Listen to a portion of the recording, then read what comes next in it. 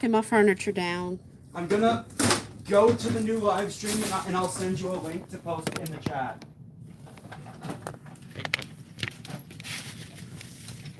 Did you hear me? Probably not.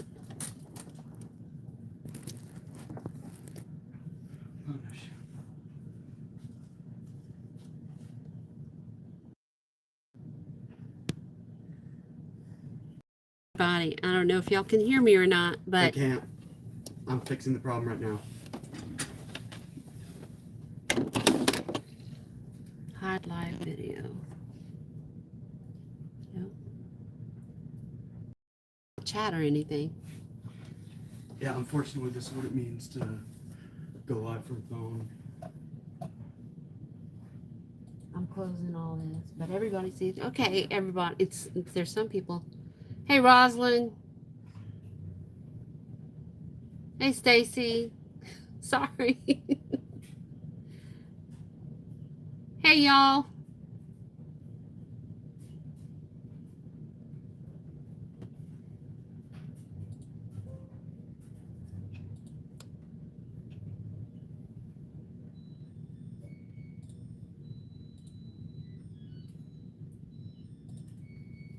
Oh, you've made your live stream into a short.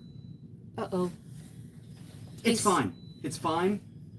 What do you mean it's fine? Just deal. I'm sick of messing with it. I am sick of messing with it. All right. I can see the chat.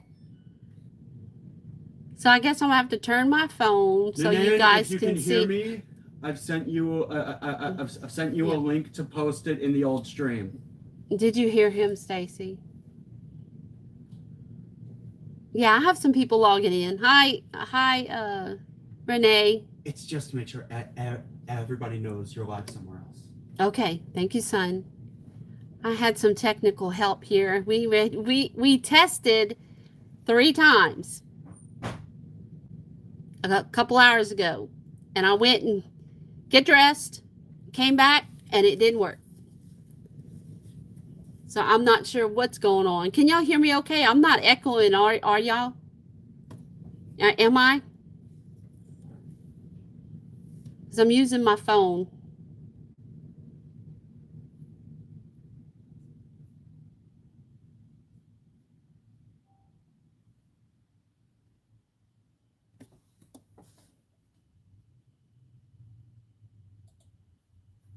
All right, let me shut all this other stuff down that I had to deal with.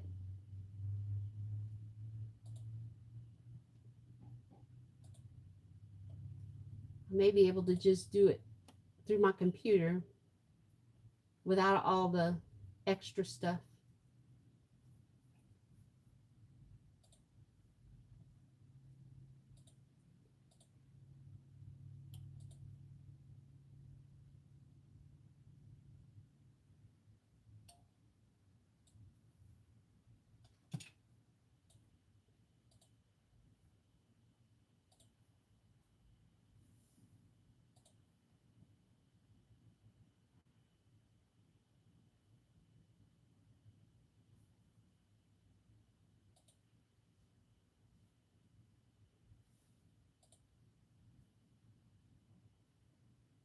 Okay, now I can see the chat better.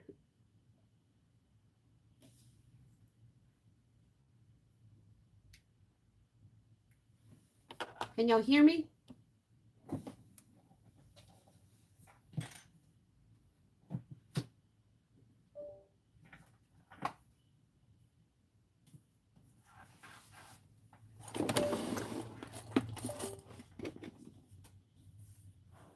Okay, good.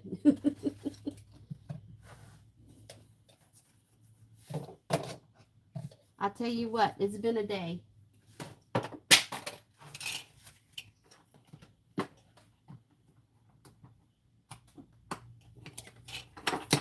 Okay.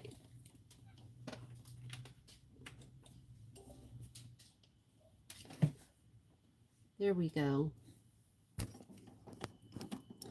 Okay, I might not be able to show everything. I'm going to try.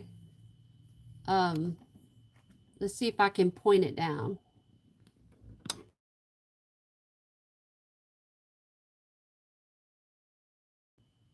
Okay. Can y'all see where I'm sewing?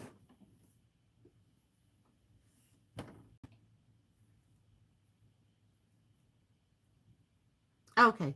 There we go. So I just won't show you me. All right. So I'm sorry everybody.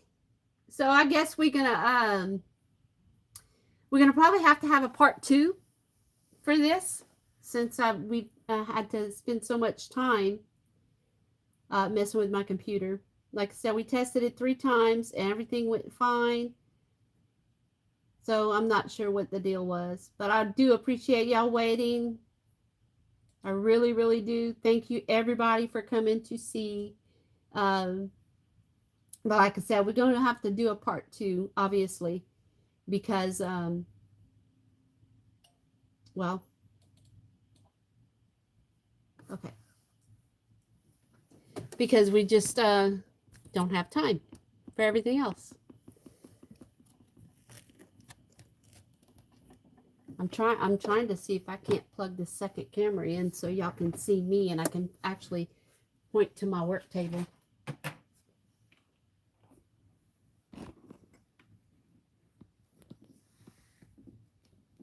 Let's see.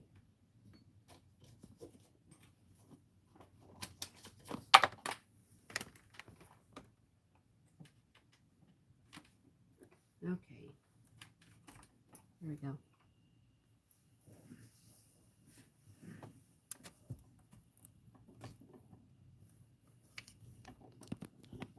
Okay. All right. So today, we're going to be doing the spring roll pouch. It's basically it's a makeup bag that you can open up and it opens flat. I don't know if you see this picture, but I'm not doing all the optional pieces to it. There's several optional pieces, like a pocket that has some elastic on it. So we're not going to do all that. But like I said, we're going to have to do a part 2. So maybe we can get the some of the parts done for it. Hey, Marilyn, Shamika. So, but anyway, and it just so happened, I went to Hobby Lobby to get my material. And I didn't have my pattern with me. But I got home. And this is the material I picked. It's very close. Apparently I liked it. But I got this material from the clearance bin. That's where I go first to get my material. Anytime I go to Hobby Lobby, I go see what I can grab out of there. And I was actually able to grab some faux leather, a couple of them, and then a bunch of lining material. And they had a lot to choose from. I got some clear vinyl. I had to put some back because, you know what, I didn't want to spend the whole paycheck there. But anyway, so this is what we're making today. And there's several versions of it. This one I really liked because it was longer. The others I had are shorter. But if you're like me, I like to I have my curling iron. I want it to be able to fit that, a big brush. And the shorter one I did for my sister wouldn't fit my curling iron. So I found this one and it looks like it'll actually fit most of that stuff. So, okay. So, cute. I hit that section too. Oh, you go to the clearance aisle, Shamika? That's the first place I go because if I find what I'm looking for there, then that means I don't have to pay as much.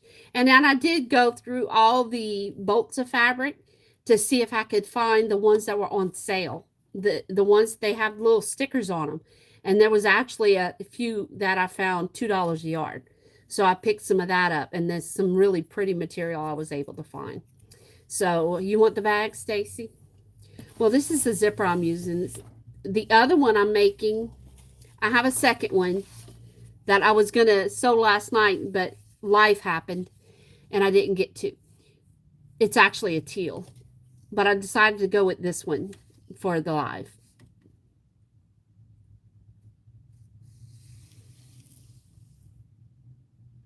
What's that?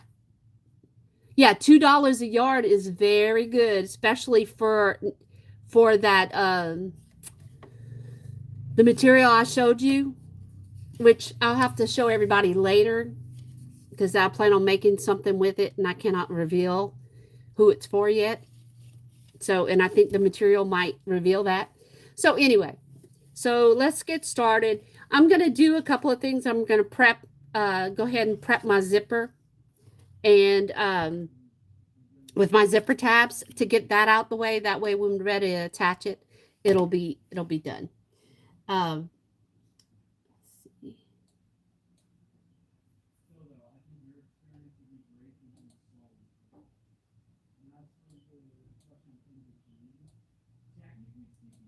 okay, let's see. Did I miss anybody? I think I got everybody that I saw. Rosalind, Stacy, Spill University, Renee, Terry. I missed y'all. Um, I'm not sure how you say your name, but Jaya, you're new. Robin, the Dazzling Designs. Hey, Jess. Let's see, Lady Boo Bear. I got you several times. Yeah, thank you, Stacy, for sending everybody the link. That was my son's idea. He said he told his nanny, he says, I'm going to send you the link. You got to put it in the chat. He does live streams of his own. And so that's why he's been helping me. And like I said, we tested it and it worked fine. And I come sit back down and I told him, I said, I promise I did not touch anything. Hi, Marlies. How are you? Max Madden?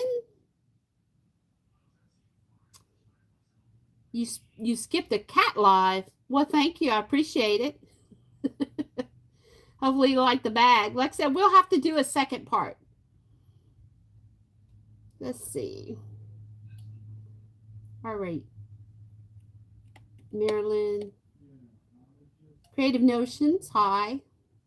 Okay, I think I got everybody. Okay. So like I said, we're going to prep our zipper first. And first thing we need it's a 22-inch zipper that we're going to do. And I have my zipper pulls.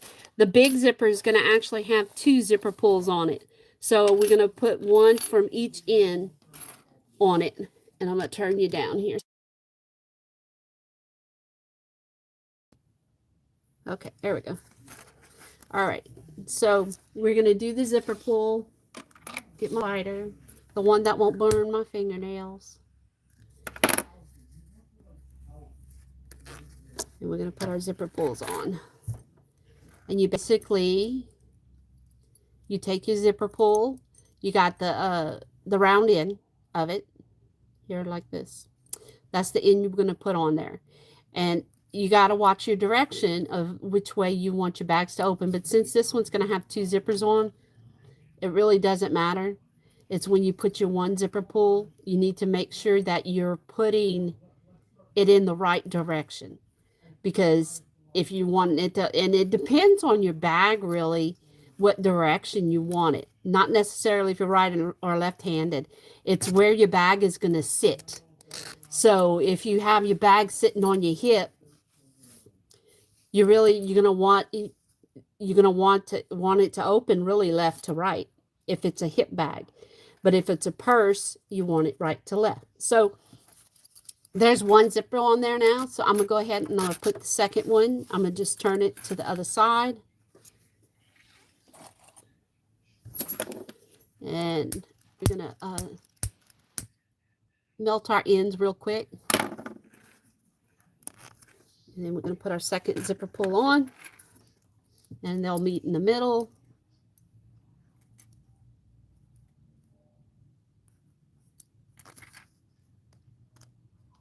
Okay.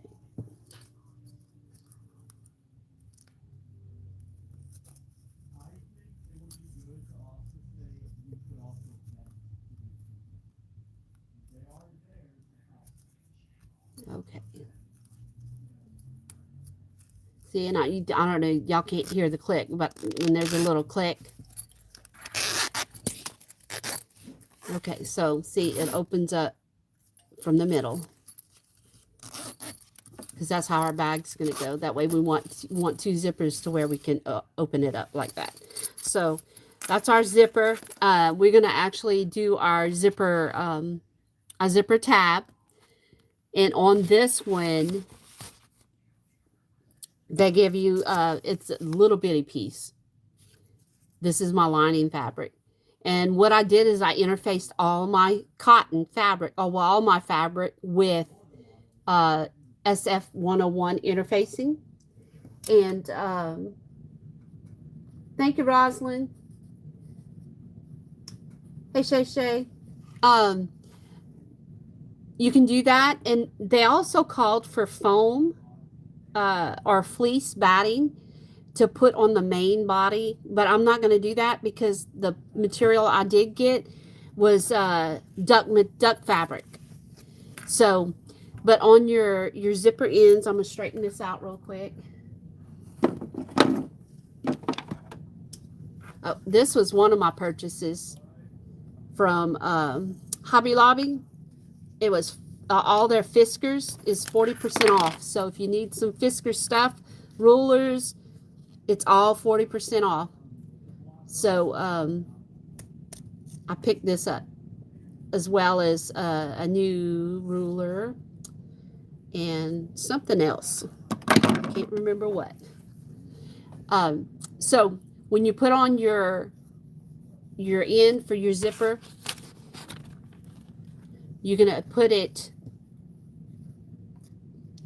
I like to do it this way. So if you put it like this, that your zipper face up and your lining face down, and we're going to sew across the top. And what I'm going to do is I'm just going to flip it over and then sew another, and that way it locks it in on that side. So we're going to actually do this on one end, and then we're going to do it on the other end. So let me sew this across. Or you can do it, we're going to do it like this. I'm going to do it this way. That way I don't have any overlap. And that way, and when I sew it, it's going to actually,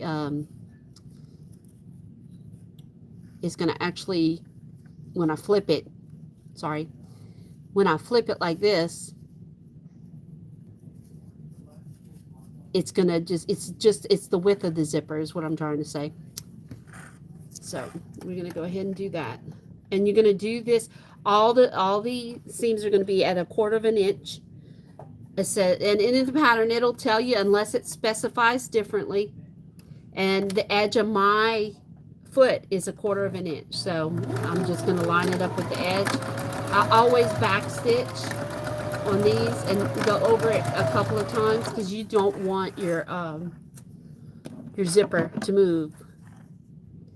You don't want it to come off track and the tab to be loose. So we're going to do this.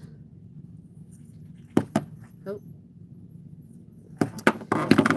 And again, we're going to go ahead and flip it. And when you flip it, you're going to fold the edge about 1/4 of an inch in, and we can just do it like this. And we're going to go ahead and sew on the edge, as close to the edge as you can. So I would say probably 1/8 of an inch. Again, in the back stitch. This is where an owl would come in handy. I do not have one. I do have something I use. I just can't locate it right now. Like I said, life happens. I don't know, have I mentioned it? Probably not, but my dear husband, he's Geronimo, I guess you could call him. He's just slow motion Geronimo. Anyway, he fractured 3 of his ribs, and his T11, T12 vertebrae near his elbow. You can ask his sister, Stacy. He's a hard head. The doctor ordered him a brace, and it should be in on Monday. So he took this week off. And off meaning I told him he needs to sit in the chair and not go anywhere, not do anything, just rest. Did he rest? No, he did not rest. 19, 20, 21, 22 is the length our zipper needs to be. So I need to cut a little bit off of this. But he doesn't listen very well. So he went back to work today. But when I get back from work, what is he doing? He is mowing the grass. I drove up and he was on the lawnmower. Well, the kids kind of told on him. I tried to call him. He wasn't answering his phone. So I called one of the kids and they said, Daddy's outside mowing the yard. I said, he's doing what? He wouldn't let us. Like, okay. Mama, we tried. What do you want us to do? I said, there's not much you can do. So when I got back, I said, what are you doing on there? Well, it had to be mowed. I said, why didn't you let the boys do it? They don't do it like I like it. I'm like, okay. So, anyway, it's a fight. Yes, Stacy, he is a pain in the booty. Definitely. He acts like he is invincible. Well, when he can't, it's like my kid. My kid gave him a tough love and told him, Dad, would you rather sit in that chair for a week or sit in a chair with wheels on for the rest of your life? I was impressed. I said, But that's the life that's been happening here. But that's okay. We dealt with it. So our zipper's prepared. We have our tabs on both ends. So now when we get ready to install our zipper, we don't have to go through that part. And our zipper and our pulls are on there and they won't come off. So we're going to put that aside. And also it says to prep our second zipper. So we're going to do the same thing for that as well. Where did I put the tabs for that one? But on this one, it's basically we're gonna it says take the 8-inch zipper and match up zipper tab with the right side along the zipper. Okay, we're gonna do it for the same. Okay, we're gonna add our zipper pull on this one.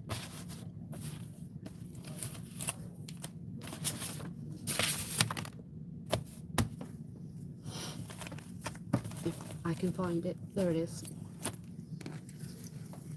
So we'll go ahead and add that one.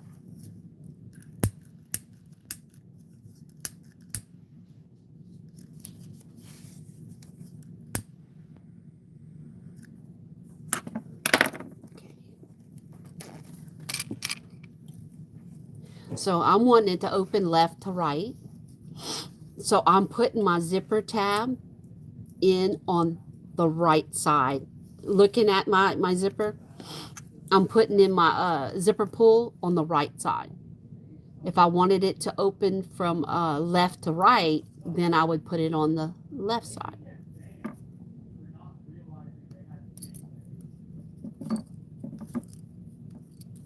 I have one of those zipper jigs, but I get frustrated with it. So I just do it this way. See, I heard a click. And I'm going to do it. So we're just going to move it to the middle here. Like I said, if I would move it off to the left or to the left when I come back, it would open it. So that means it's going to open from left to right. So, all right. So we're going to go ahead and put on, we'll put our tabs on later. Let's move on to the bag so we can get some of this sewn on. So it, like I said, it's asking me to actually put,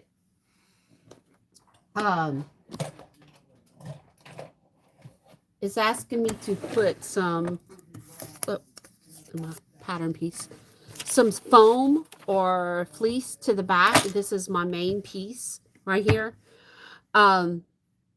But I'm not going to do that because it is duck fabric, and I put some SF101 on the back, which it called for, and it's, to me, it's stiff enough.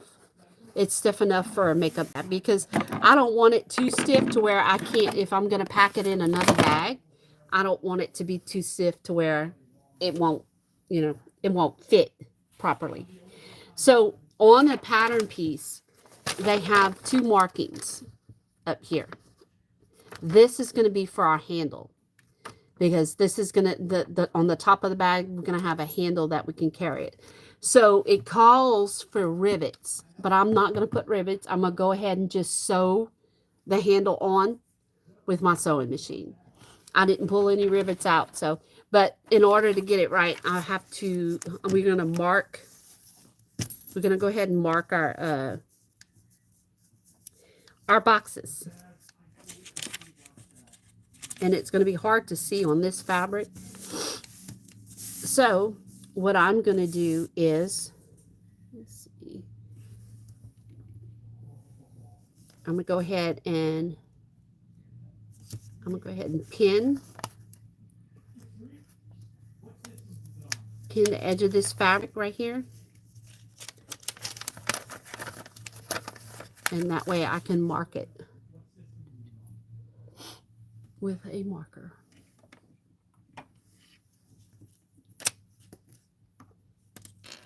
Okay. So we're going to go ahead and do that. Mark that side.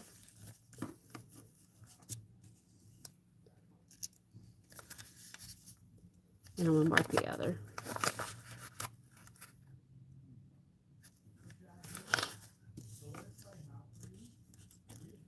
So I'm going to do the same on this side.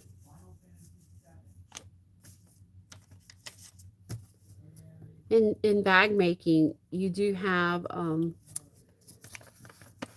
some bags have a lot of pattern pieces, but a lot of them go together quickly, quicker than you think.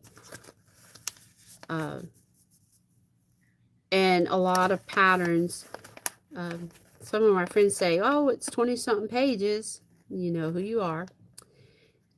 That's because in order for you to get the pattern in the PDF, it has to be in pieces. So you're going to have to piece your patterns together. And so like these two, this is two different pieces I had to take together. So this took up 2 pages. So it's not always, it's not as much as you might think it is. So, okay. So I'm going to, like I said, I'm going to go ahead and draw my line.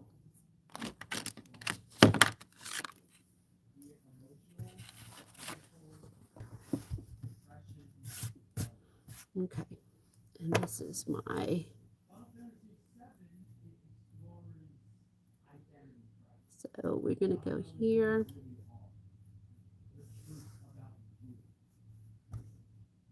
And here, I know y'all can't see it, but I'm going to draw a box down.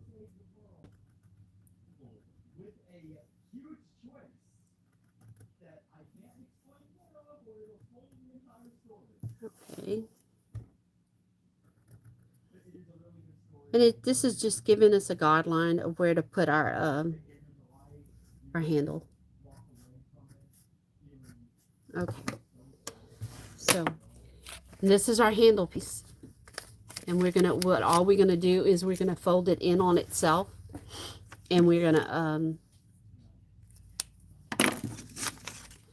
fold it in like this. I'm gonna just finger press it. And we're gonna fold it in again. And you're just folding it to the center. like so. And you're going to fold it in again. It's kind of like making your own your binding, but we're going to sew this together. So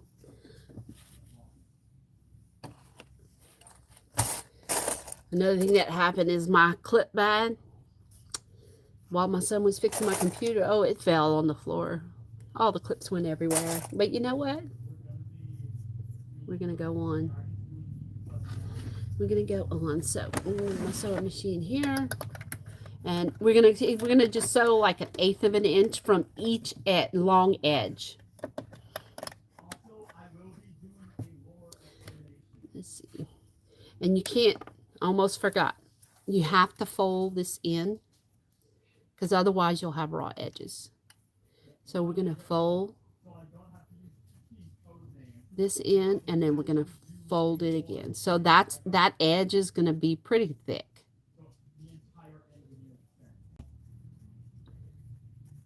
So I'm actually going to start on the thinner edge. You want a back stitch as well.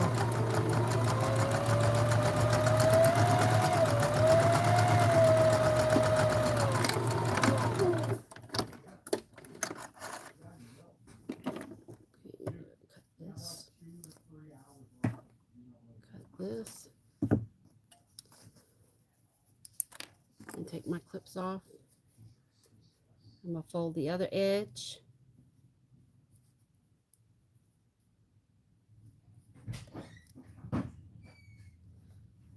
Gonna go.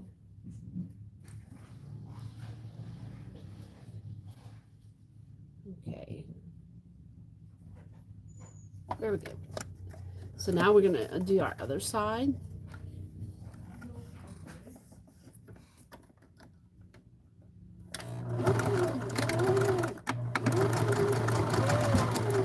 Make sure you back stitch, because this is going to be a lot of your stress point on your bag. So you're going to obviously be carrying it. Make sure you back stitch.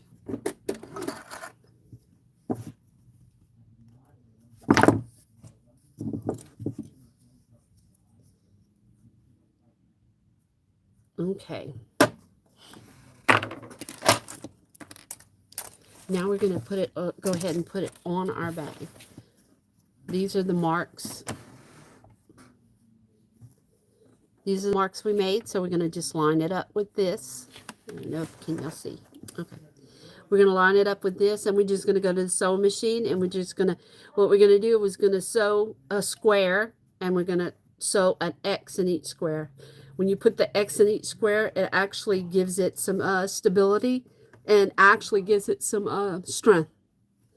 So, but to keep it in place, I'm going to go ahead and pin it, because obviously you can't clip it.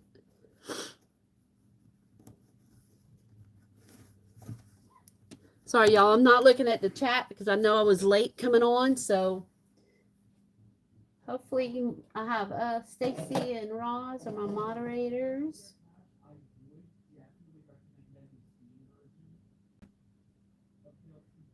Hi, Precious Pieces. Hi, Miss Sharon. Hopefully, I don't know if you know the video replay. I had a lot of technical difficulties going on. So I'm just, like Shamika said, I'm just getting in my groove. We tested, for those of you know, my son and I tested 3 times. Worked like a charm. I went and get dressed. I came back, and I couldn't get anything to work. I guess it decided it's Friday. It didn't want to work.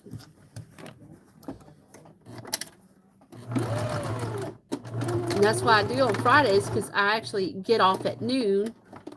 So it gives me, I felt, plenty of time to get back. I prep my material the night before, but get my son to help me with the streaming part when I get home. I had both of them here giving me a hand. And I said it was working. Okay, so I already made my square. So now I'm going to go ahead and make my X.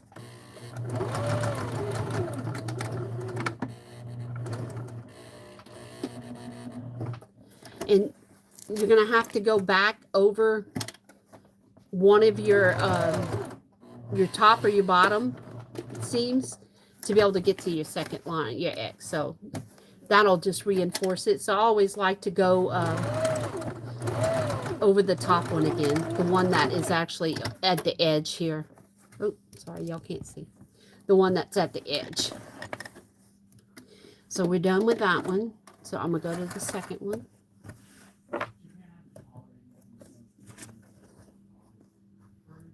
So what I'm talking about, I'll show you how it looks on the back. You're going to make a square like that.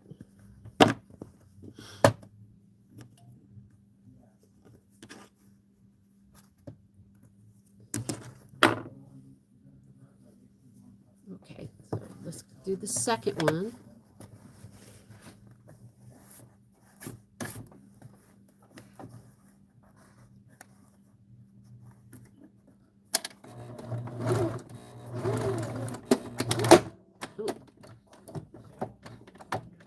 Okay, well, I hit my, well, I bent my needle, so we have to change my needle. On thick material, you got to be careful. You got to be careful whenever you go to backstitch in thick material, because if you're not careful, this is what happens. Bent needle. So I'm going to go ahead and change it real fast. And what I'm using on, if y'all wondering, is 116. I'm using denim needles. And I use denim needles most of the time because purses can get, the fabric can get real, the layers can get real thick. And this duck fabric is similar to denim. So. Okay.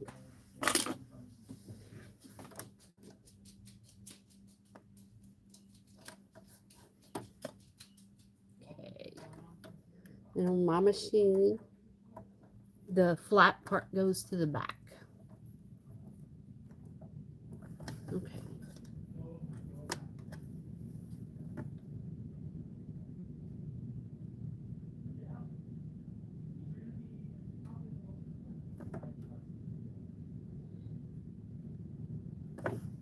And my needle threader broke on this machine, so I have to do it the old-fashioned way.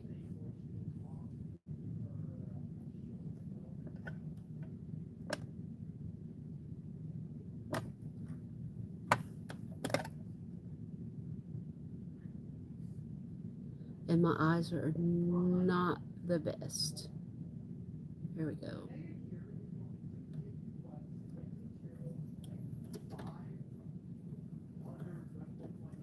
All right, now we can get back to it.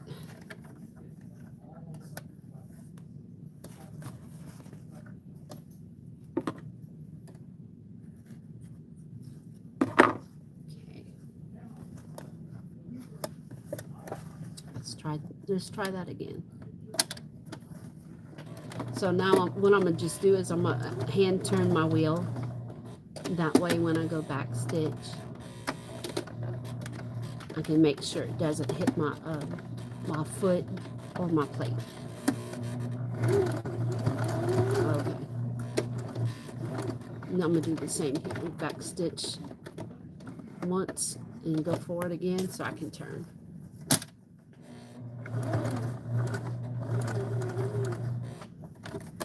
Do our square.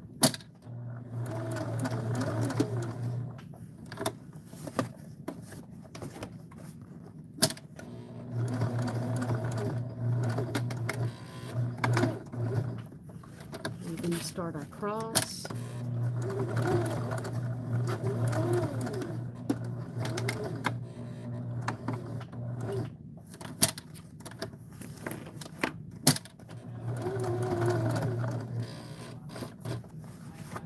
pattern.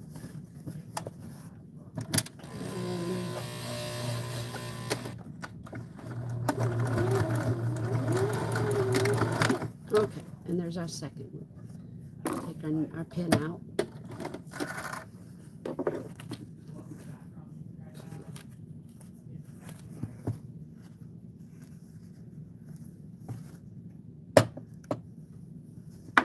All right, and there we have it.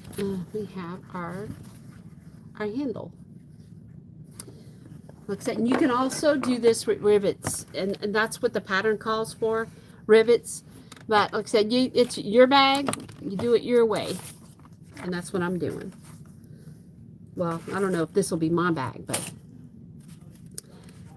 so, and if you're wondering,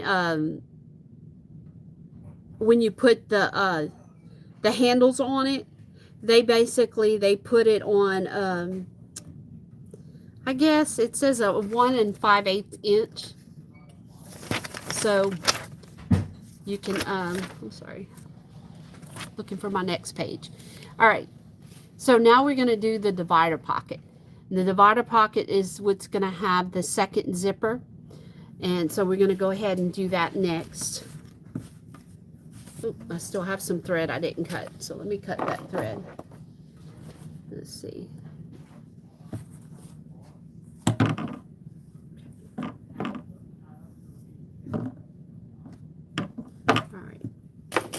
So we're going to put this big piece aside, and we're going to grab our pieces for our divider pocket. And like I said, this is, they had several other pockets I could have put on, but I decided to go ahead and keep it to a minimum as much as I could. So let's see, and this is my base. Okay, this is my gusset. This is my divider pocket.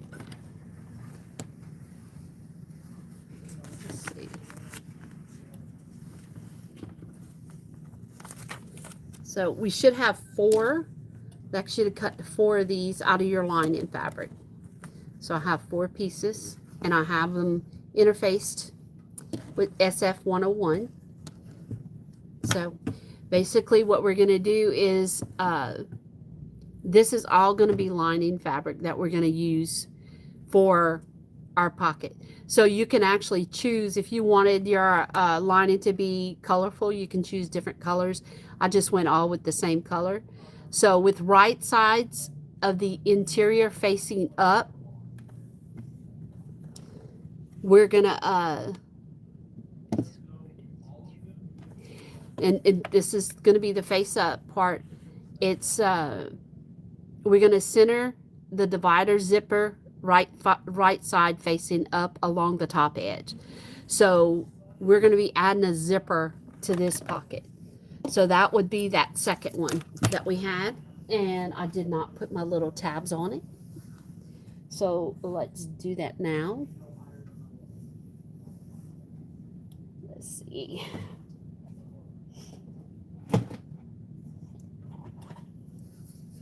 So since this is green, we're going to go ahead and go with this green, because apparently I did not cut another set out for them.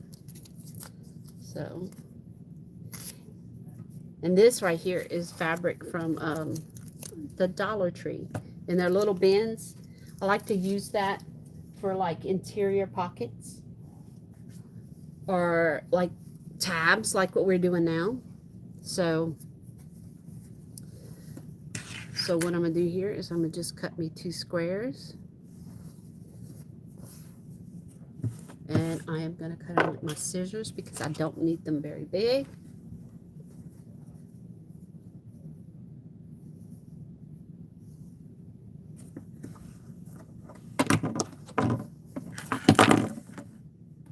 I'll go ahead and press this, iron this flat so I can get a flat piece.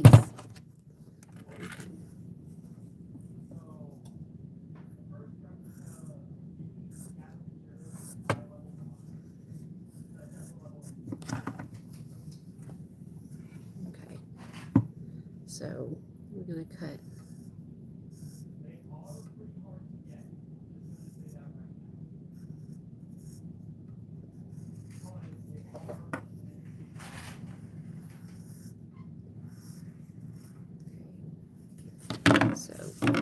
We're going to do the same thing with this one that we did with the other one. We're going to go ahead and put it, which you can't, you know, right, it doesn't matter which side is which right now. So we're going to go ahead and put it this way. I'm sorry, I keep putting it the wrong way.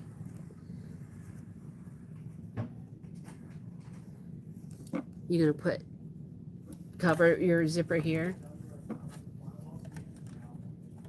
Make sure you have your zipper pull on. I've done that before where I put my tabs on and didn't have my zipper pull on.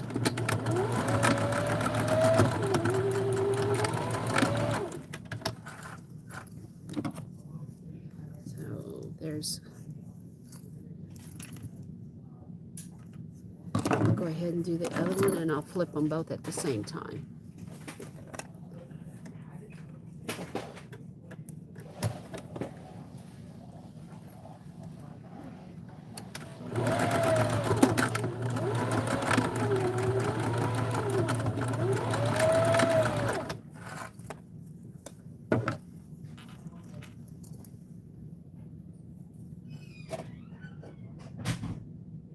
Hi, everybody coming in. Hi, Miss Joy. Thanks for coming in. Sorry if I missed anybody. I really appreciate everybody coming in today. I know we had technical difficulties. Hey, Miss Gail. And, but I think we're rolling on now. Me and my son are going to work on it later on to see if we can figure out what the problem was. I think the only thing I did not do was reboot my computer. So I'm probably going to just have to reboot my computer. It's a new computer, so it should not be giving me issues. I don't think it's my computer, to be honest. I think it's probably my network. But I chose this time because most people are out of the house. So, but that's what I asked my son. I said, "You're not streaming, are you?" "No, ma'am." I said, "Okay." All right. So there we go. We sewed that down. That's one side. But my husband says he's been having issues with our TV. We don't have cable or anything. We just stream. So that's why I chose this time, because my husband's usually not here. And that way it won't interrupt with my stream.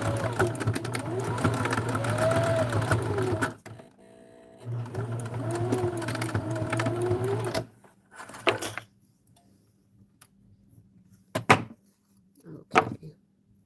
I know I don't have the best stitching today. So, all right. So what we're going to do is we need to take one of these pieces and we're going to put our zipper face up. We're going to center it. So when you center, you want to fold it in half. You want to make you a little bitty. If you want to mark it with a pin, you can do that. I like to just take little snips out of it and do the same thing on the other side. Because when we flip it, when we turn it, and so the other side, we're going to need to know what the center is. And then we can also do the center on your material. Cut a little snippet. It doesn't have to be big, just enough to where you can tell it's the center. All right. So now this zipper is going to actually go, you're going to put it, your interior face up. And then you're going to take your zipper, your zipper facing up along the top edge. So we're going to keep both of them are going to be face up. So I'm going to line up my center that we just marked. And we're going to go ahead and clip it.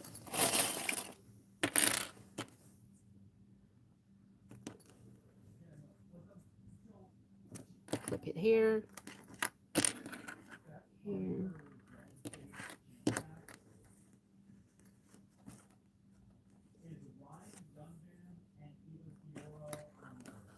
And one more. Okay. Okay, and so now what I'm going to do is I'm going to put my zipper foot on so I can get close to the edge.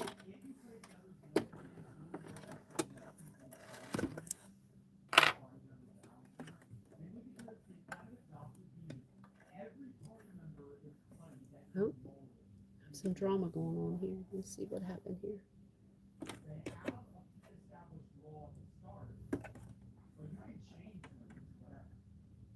Okay, there we go. I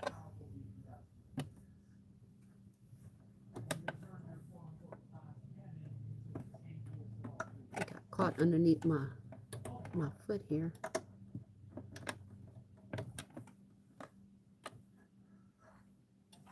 All right. So we're gonna put it on the left, the bar on the left side, because I'm gonna be sewing on the right side, this side of my zipper. And it tells you to do it at 1/4 inch seam allowance. And you're gonna start at the edge of the zipper. There we go. We're going to start at the edge of the zipper. I'm not going to start here at the edge, because once we're going to put that other piece, we'll cover that. So I'm going to line my zipper foot up with the edge of my with the edge, and that way I'm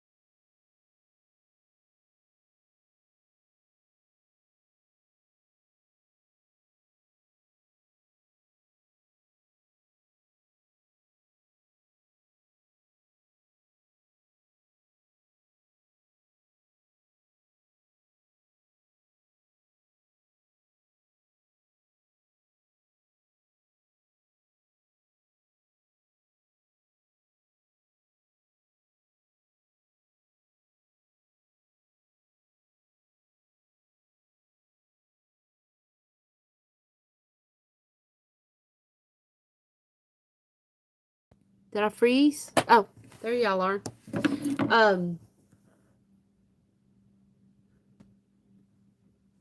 Miss Joy's.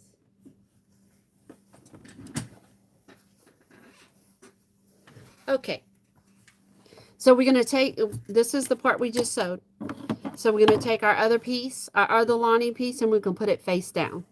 And we're going to find our center again. Normally, let's say I'm better prepared than this. I mark my centers of all my pieces. That way, when I go to sew, I don't have to stop and do everything. That's why the cutting and the prepping of a bag typically takes much longer than making the bag itself. So that's why I like to pick a pattern, and I like to stick with it until I learn it. Because I mean, it's satisfying to be able to finish a project and not linger on, have to keep coming back to it. So I know I started late, everybody, so I understand if you got to go. I know Patrice is coming on later, so I totally understand. I said we can do a part 2 if y'all want. Just let me know. Otherwise, I'll go ahead and I'll keep on going. So we're going to clip it. So it should look like this now. And so like when you open it up, you'll see your zipper on the inside. And then, like I said, I'm going to go ahead and sew another line, 1/4 inch. And then we're going to flip it, and we're going to do a top stitch. And then we're going to take the other 2 pieces and add to it. Again, I'm going to go ahead and do the 1/4 inch, and I'm going to trim the corners after this. And this is where I was talking about we're going to start at the edge of this one. I know it's hard to see.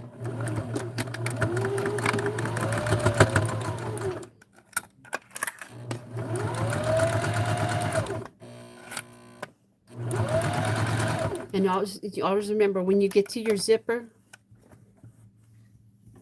let's do this. I don't know if I can. You get to your zipper, you're going to have to pull it out the way. And when you do that, you make sure your needle's in a down position. And make sure your needle is in the down position. And you lift your presser foot up. so you can slide that zipper right past that presser foot, and then put your presser foot down. Always remember to put your presser foot down, because if you don't, you will have a mess.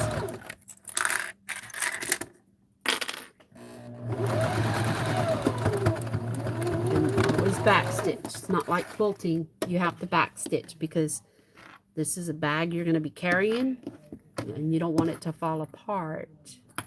Because in the quilting, you're going to stitch over your stitches that you did not. So this is what you should have now. Your zipper should be in the middle like this. So we're going to open our zipper foot like this. Our zipper foot, I'm sorry. We're going to open our pocket just like this, and we're going to sew along this line, and it's basically, we're going to be top stitching it. Let me move my instructions so I can see. Make sure I'm not missing any parts. Like I said, I haven't sewn this yet, so I'm just sewing it for the first time because I didn't get to last night.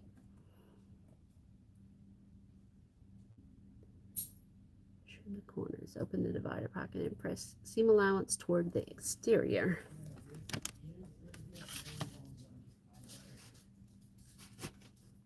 Okay. So like I said, we're going to go ahead and we're going to sew along this.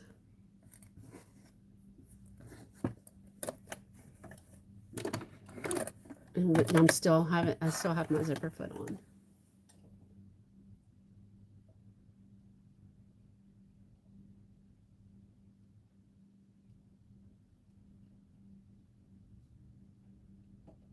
I'm just looking at the chat, seeing if I didn't miss anybody.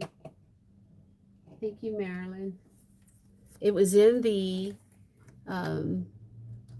clearance bin. They actually had 2 rolls, but I only got 1. I might have to go back tomorrow to see if the other one is still there, because I like it. It's nice and colorful.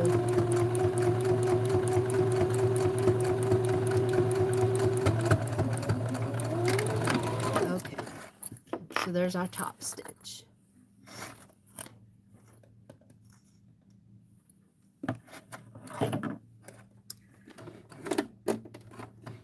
Okay, so now let's see what we need to do next. So I need to clip my threads.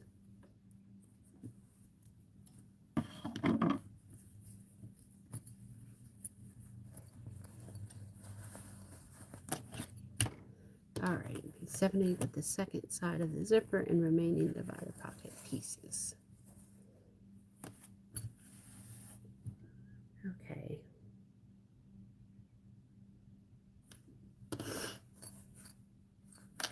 So we're going to do the second side. So we're going to do the second thing, oh, I can't speak. We're going to put our fabric face up again, our zipper also face up. We're going to line up the centers. Let's mark our center.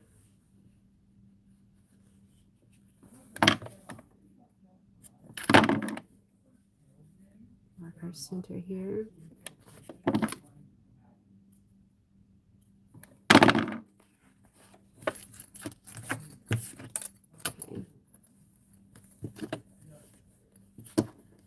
Marker center. There it is. I was about to say, I know I marked it.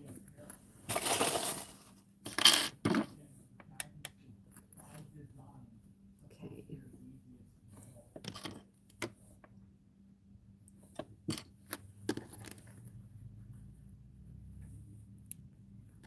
And now I'm going to take my second piece.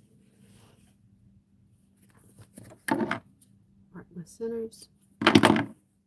So I haven't even thought about the next time I'm doing a bag. Is there any particular bag that y'all would like to see? If so, y'all can put it in the chat. Miss Gail, it's SF 101 is the interfacing.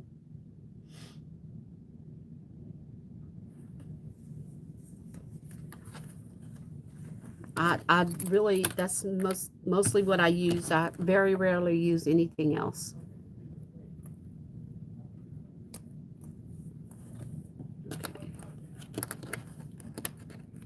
Okay, and then this one will go face down, just like we did our other one.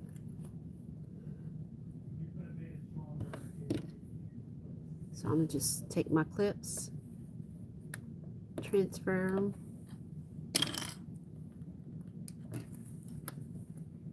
To this side.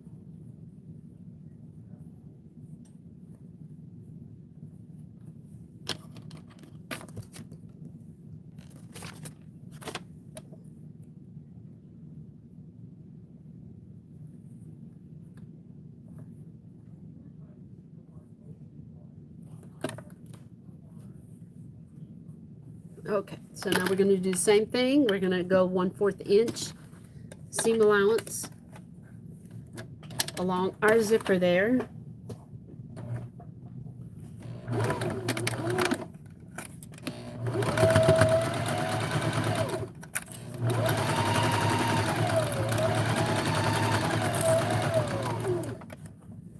Put my needle down. I'm gonna move my zipper out the way.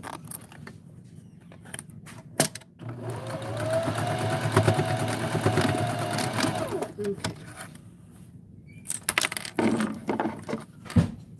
We're gonna flip this and we're gonna top stitch our exterior. Typically you would top stitch and move both your interior and your exterior together like this, but the instructions on this say not to.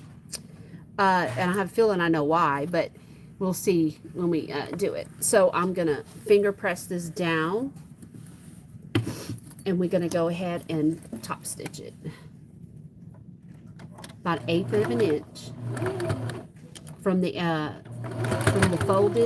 folded edge. Put my needle down.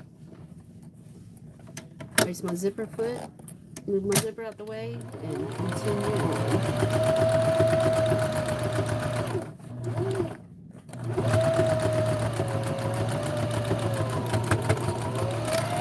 Okay, there we go.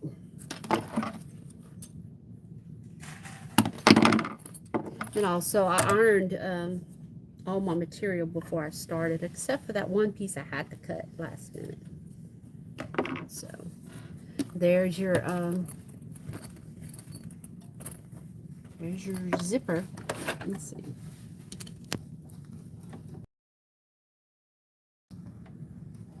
All right. And so there's the zipper. And then this is your exterior, and this is going to be your interior. And this is the part where typically we would sew it, do a top stitch on the top and include that, but it doesn't. And so we'll see what the pattern calls for. But once we have that done with the right sides together, we have to match our exteriors and then my interior. So it's telling me to take my exteriors, match that up, take my interiors, that's below your zipper, and match those up. And you're going to put the zipper, like the last bag we did, when you doing that, your zip, this is my exterior part, my zipper is going to be pushed toward the interior. So that means you take your seams here and you match those up. So you're not going to match your your interior seams. You're going to match your exterior seams. So you match those together. I'm going to clip them.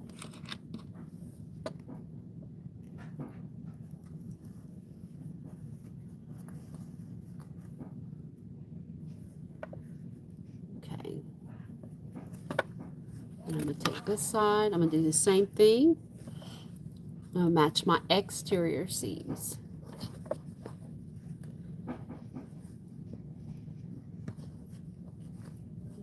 takes a little finagling to make sure that you get your zipper pushed down to the interior part. So we're going to do that.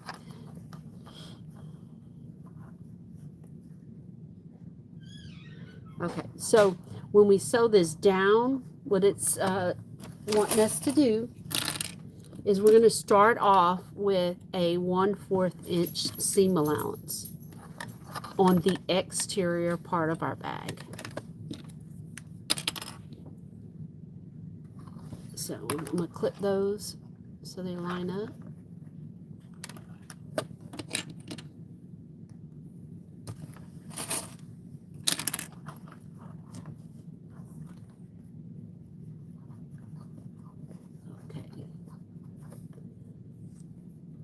All right, and what it's telling us, let's see which one. Okay, this is my exterior side right here, and this is my interior side. So what we're going to do is we're going to sew along the edge, 1/4 inch seam allowance, and when we get here to our exterior, I'm sorry, I said that backwards. So along the side seams moving 1/4 inch on the exterior. No, I said that right. To 1/4 inch on the exterior, and then we're going to go, when we get here, we're going to go to 3/8 of an inch. 1/4, and we're going to expand it to 3/8 of an inch here. And what it's telling is going to allow the interior to sit flat within the exterior when it's time to turn it. We're not going to sew into the zipper tabs. So we're going to start and stop before we get to the zipper tabs. So it tells you to mark a dot, but we're not going to do that. So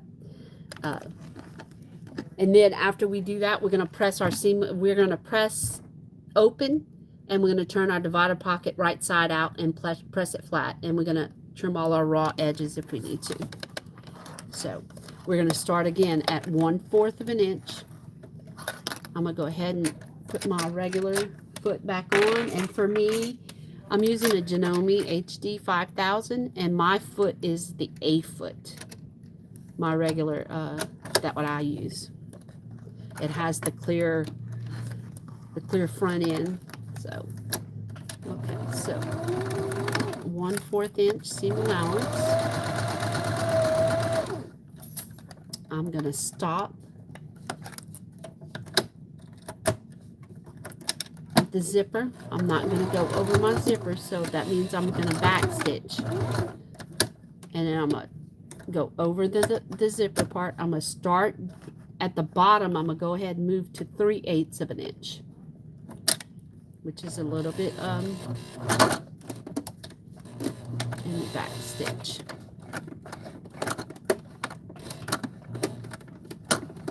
Okay.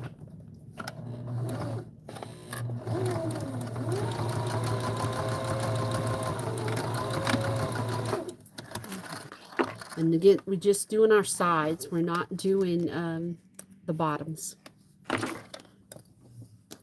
So, as you can see, my seam's a little bit bigger. I go from 1/4 to 3/8. And I did not sew over the center where my zipper is.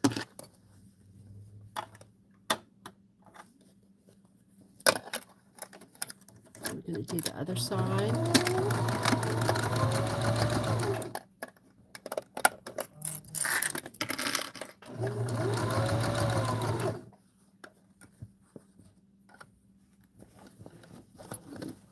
I'm having to move my zipper out the way.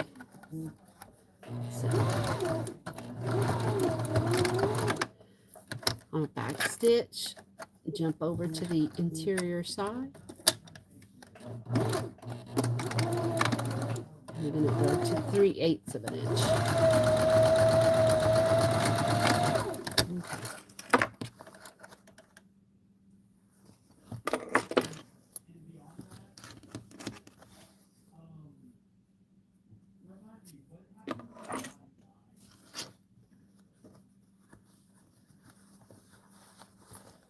Okay, so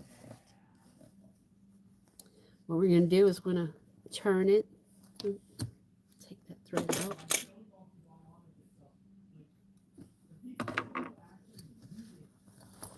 So we're going to turn it right side out.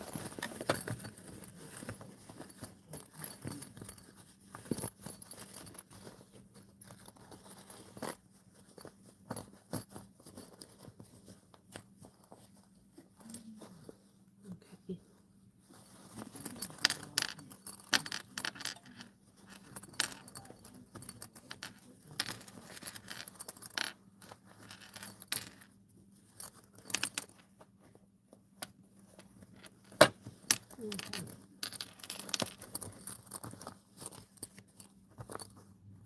So basically, this is what it looks like. You have an open pocket. And that's because this end is going to end up getting sewn to the bottom of our bag. So you zip it up, that's where it is. So it tells us to iron it flat. So I'm going to take my hands, and this is where you could use a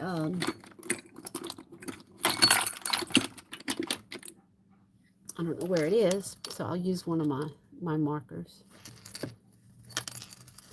to push out this corner.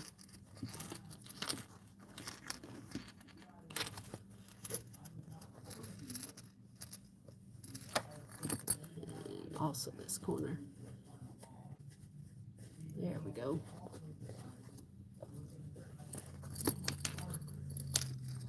This is the one that's been a little bit difficult.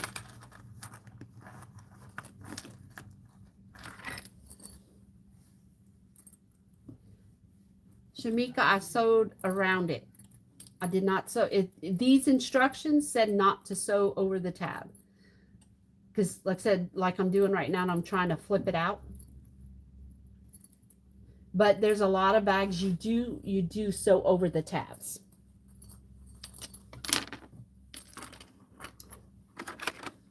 Let's see, I need something a little bit.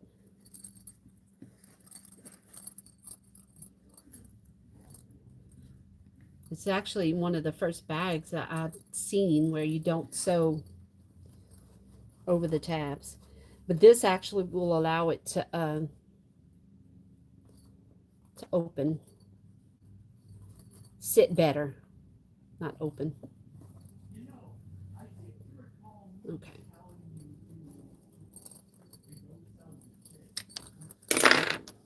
So there's your edges.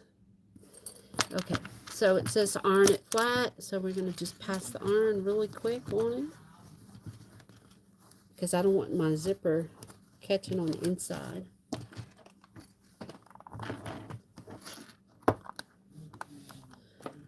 And you can see why I have a burn on my table, but actually this is not why I have a burn. I sat it on my silicone mat that came with this iron, and that's what happened. So, lesson learned, I don't use the silicone mat.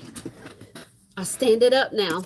So, okay, so that we're done with that. That's our pocket for the inside of our bag. So now next we're going to actually go and work on our base pieces. So we're going to put our pocket aside. So a lot of purse making, you make pieces and you're going to put them aside, and then you put it all together.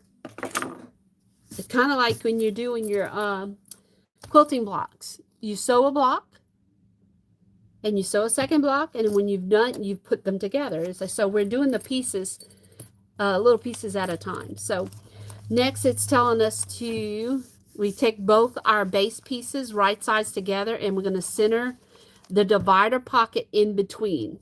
So these are our base pieces. We have two. This is made we could have cut it out of the main or lining fabric. I chose to cut it out of the main fabric. So we're going to take both our base pieces, right sides together, and we're going to center the divider pocket, the pocket we just made, in between them. And that's because we're going to actually sandwich it, like I said a while ago. So what I'm going to do is I'm going to go ahead and find my center on my base piece, on both of them, so I can center the pocket.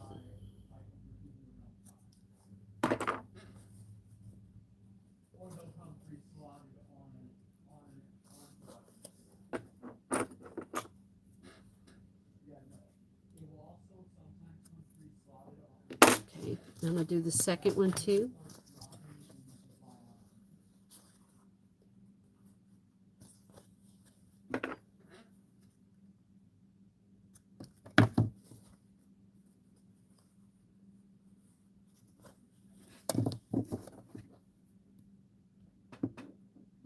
Sharika, I've used that too.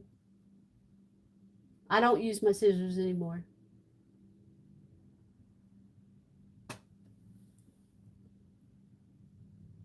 Okay.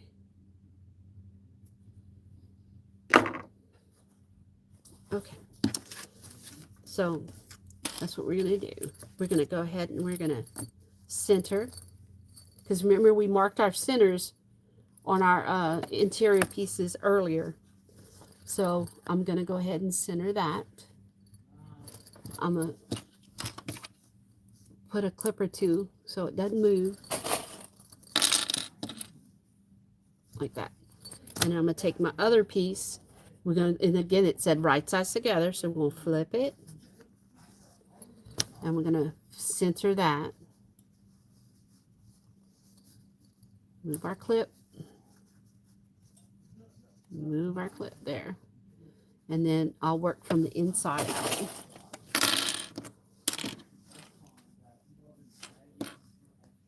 I'm kind of low on clips because after they fell on the floor, I just grabbed what I could. So there's a few more on the floor.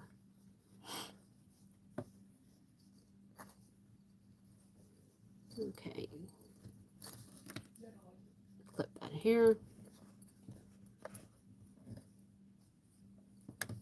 All right. All right. So again, it's telling us to stitch the edge, and it doesn't give me one. So we're gonna do a 1/4 inch seam allowance on this, and remember to back stitch.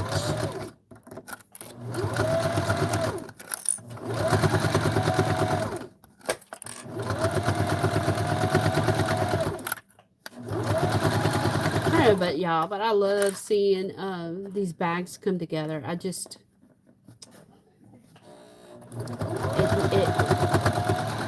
it makes me feel like I've accomplished something, and I'm not just sewing forever and not getting anywhere. Because when I start something, I really like to finish. I really, really do. When I was having technical difficulties earlier, I told my son, I said, maybe I just said, you know, let him know what we can't come on tonight, technical difficulties, but everything in me said no. So now we have that sandwich together. So this is what we look like now. We have a cute little pocket, zipper pocket, and that's why we didn't sew our bottom. So now it's sealed up. There's no raw edges or anything in this. So that's what we've done. Now we're going to press our seam allowances open, and we're going to top stitch along each side of the divider pocket. So I'm going to go along, and I'm going to top stitch here. Then I'm going to flip it, and I'm going to top stitch here. But you got to keep your both your sides out of your top stitch. So I'm going to top stitch it like this. And again, top stitch, 1/8 inch. I keep my stitch length, I'm sorry, at 3. When I'm doing a lot of bags, I keep that at 3. If I'm going around a tight corner or curves, I'll shorten my stitch length because it just makes it so much easier, and it makes it secure as well. Because if your stitch length is too big around a corner, then you'll have those gaps. So that's my top stitch for that side. So now we're going to do the same thing to this side. And what you're doing is you're top stitching onto this part right here.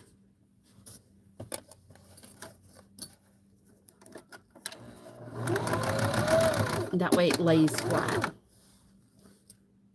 So, and just make sure you have your other side pulled out. You don't want to catch anything in that top stitch.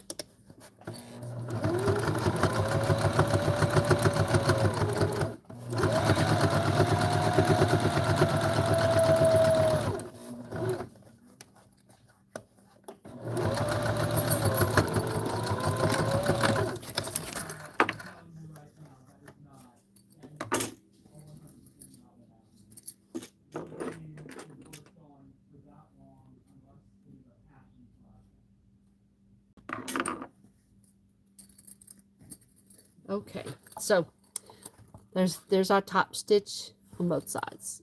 So now we got a cute little piece. So now what it's saying, we're going to set this aside and we're going to move on to our gussets.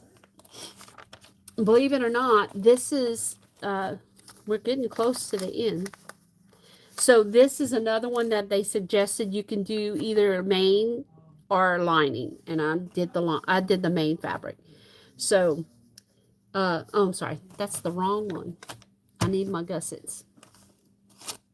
These are my gussets. I chose the lining for the gusset, but it says it asks for 4 pieces of lining, so we have 4 pieces here, and they are also interfaced with SF101.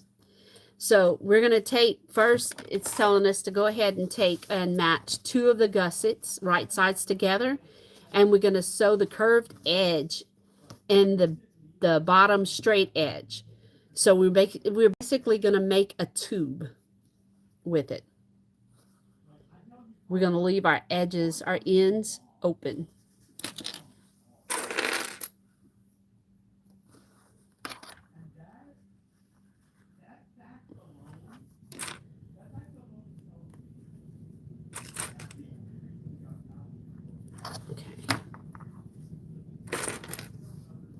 Okay. So this is, I don't know if you can see, it has the top is a curve and the bottom is straight. So we're going to sew along each long edge, and we're going to do it at 1/4 of an inch.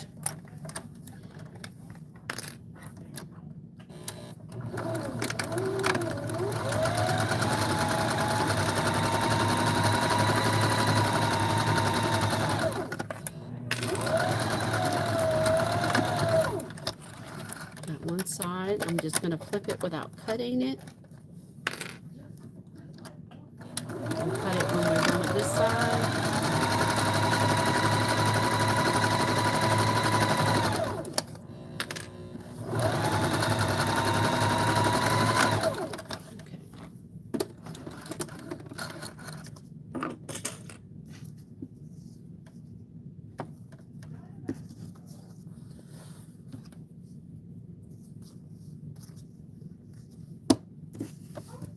Alrighty.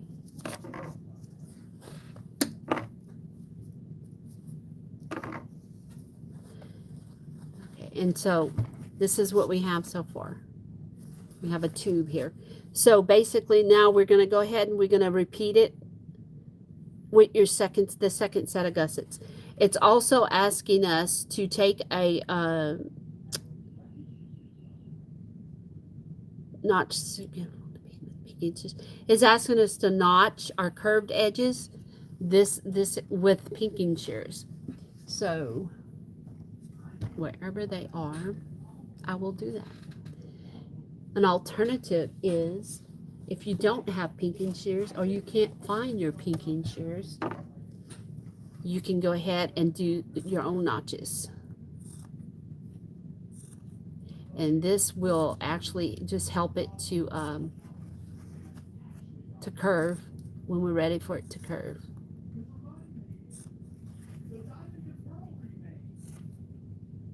So that's why they say pinking shears, because it's quicker.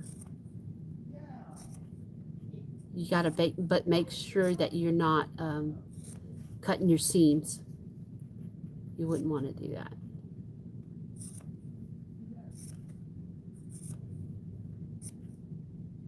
And wait, I'm basically just cutting some little triangles.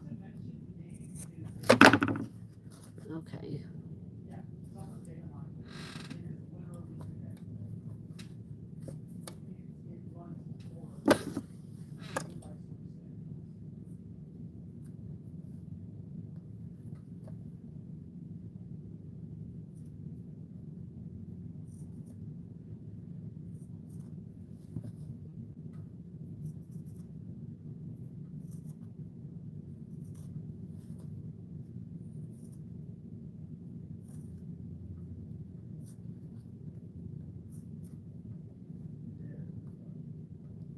Okay, so thanks, Dee. Shay, I told you you'd be able to make this. I didn't make it. I'm just following directions. You see my directions sitting here, huh? So that's basically what you need to do with your curved edge. So it's now we're going to repeat it for the second set of gussets. So we're going to do the same exact thing for our second set, and then we're going to cut the curved edge just like we did.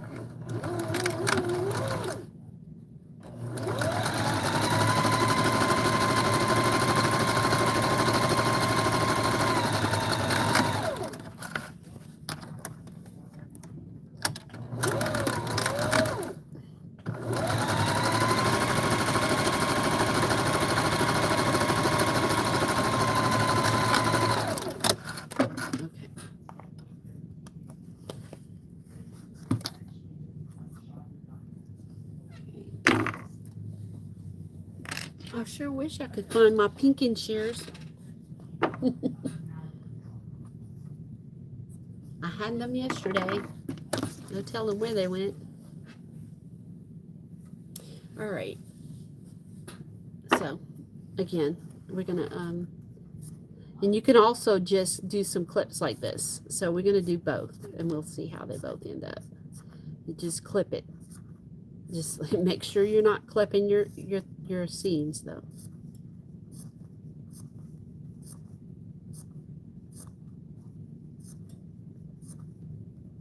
All right.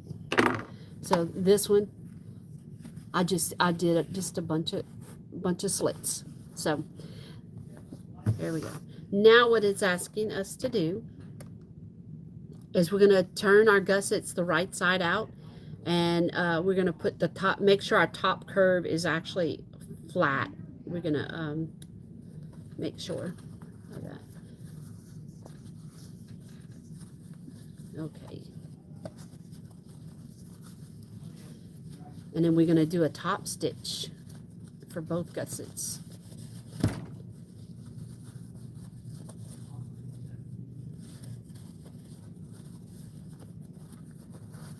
At least this is a easier tube to turn than those small ones.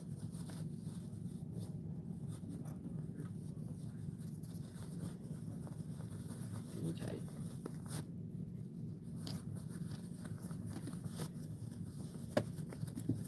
Okay, then this is our curved edge.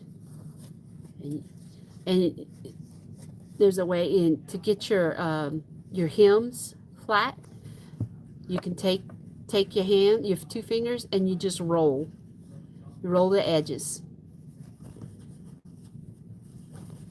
And what I mean is just take your seam and you take fingers like and just roll the edges flat to flatten them out.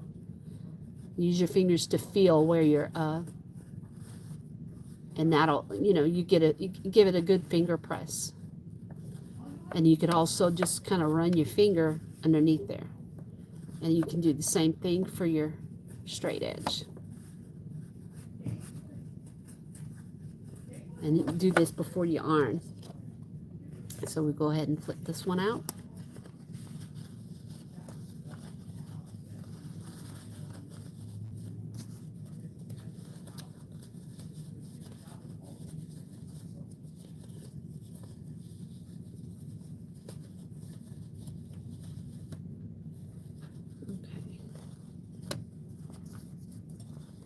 These are, again, these are our gussets. Let me know if y'all want to continue. Again, do a part 2, or y'all want me to just go on through and finish. And do it either way.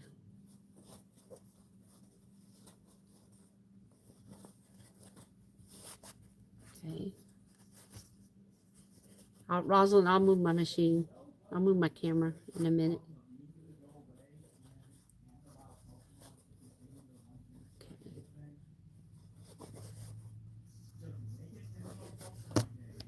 And we'll do the bottom.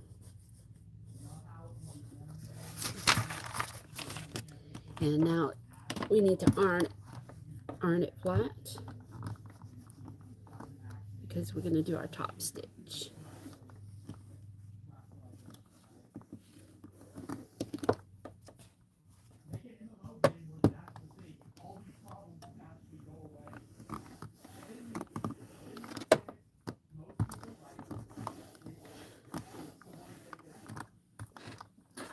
Okay, so now we're going to top stitch on both edges, on both gussets. And a top stitch, and then once we top stitch, we're going to fold it in half and we're going to set them aside.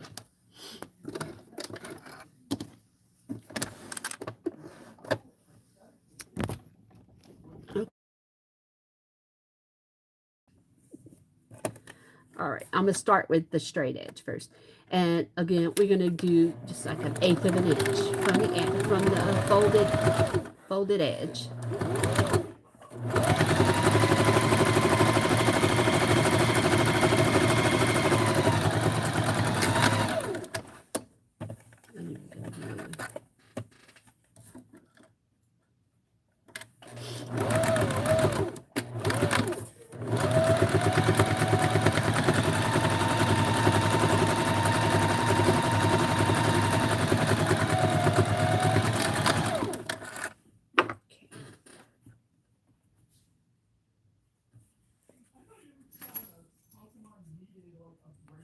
There's one.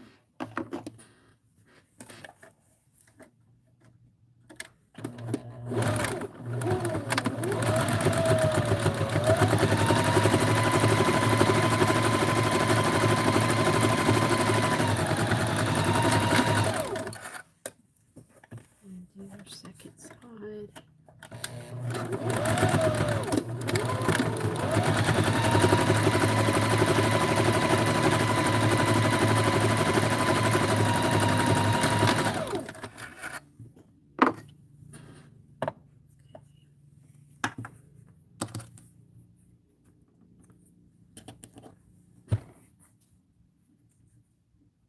Okay.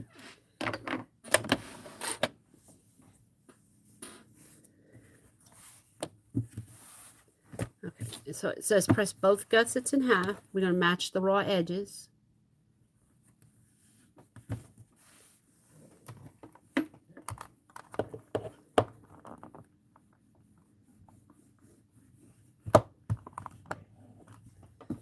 One. Match the raw edges.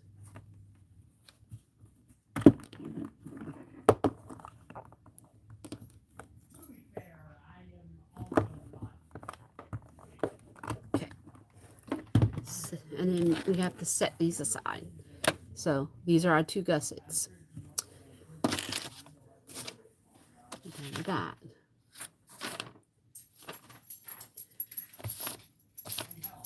Okay. Okay, so the next part is some more slip pockets that they were optional. So we're not gonna do those. So we're gonna skip right over that one.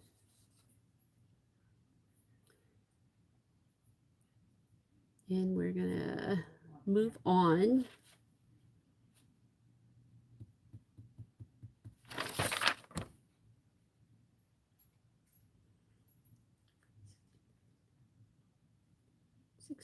Let's see. Yeah, because one of these pockets has elastic on it, and that's the option I chose to skip. So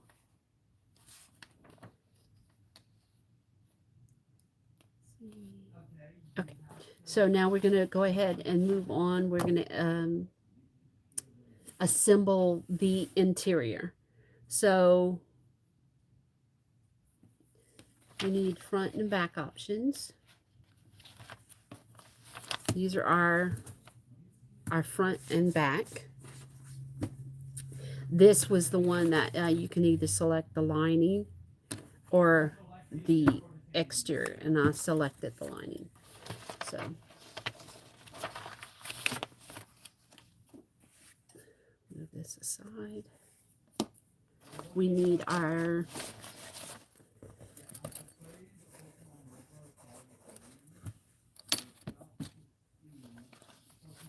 this part. This is where I think it gets tricky, because if they don't tell you what the optional parts were. Okay. So we're going to sew the front to the base.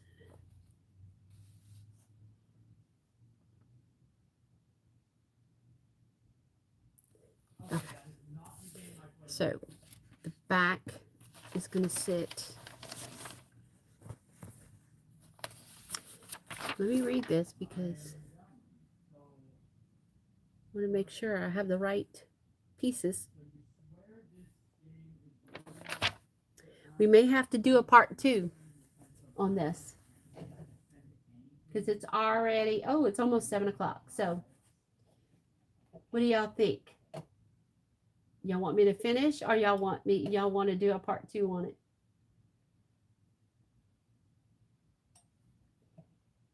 Can y'all still hear me?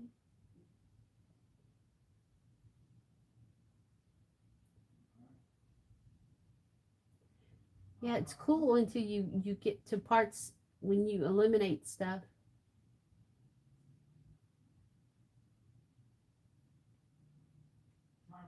So many pink clips and buttons. Not me.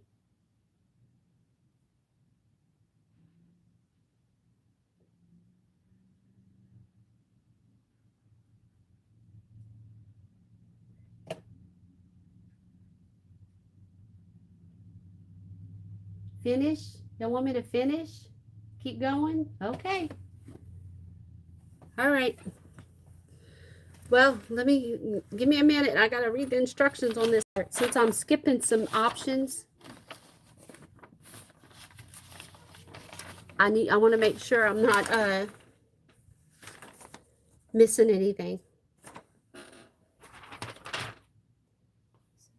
The second gusset. Okay, we're at the second gusset.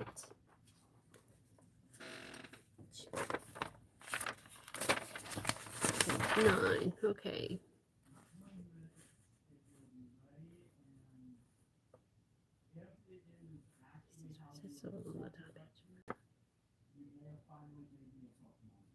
Back. Okay.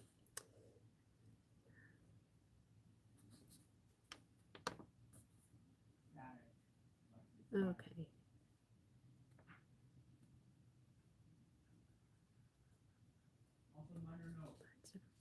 Skip to 19. Elastic. No options. Okay. It says I gotta skip all the way to step 25. Okay.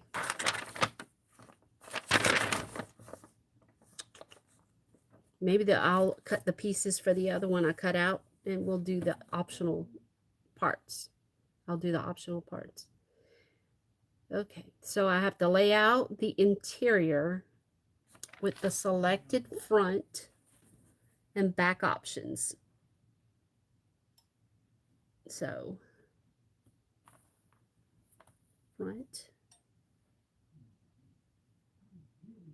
Okay, so I need this piece, so I have to lay these out. Right here. And then we're going to do front to the base. We're going to sew the front. One's the front and one's the back. So we're going to sew. We're going to put right sides together. And we're going to sew the front to the back. To the base, I'm sorry.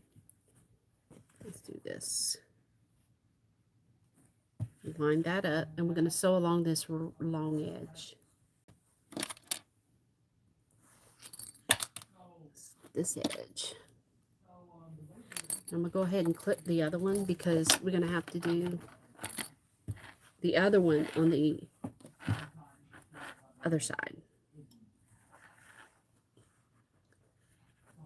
Go ahead and clip.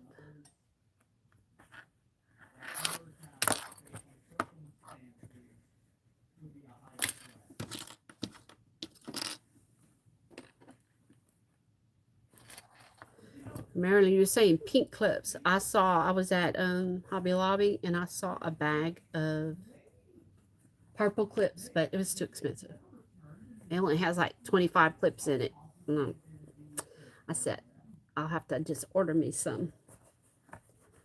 So I'm sewing the front. One of them is the front to the base, and then I'm sewing the back to the other base. But we're going to be leaving a 5-inch opening to turn. So, and then we're going to press all our seams toward the divider pocket. So once we get done with this, we're going to press our seams toward the center. Let's see, and our next step will be, we're going to be sewing our wings on.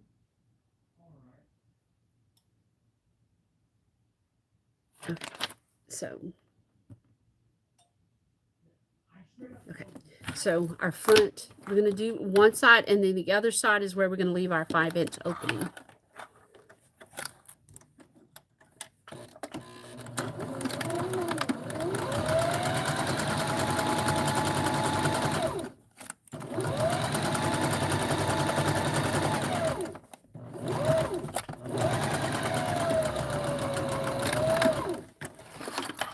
There's one side.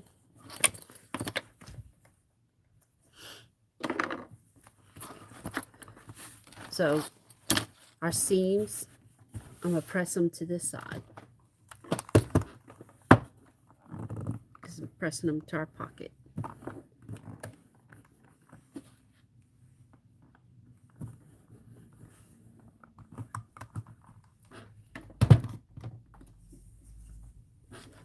Okay.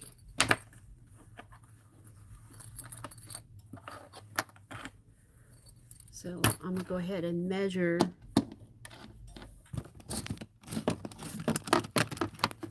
five inches.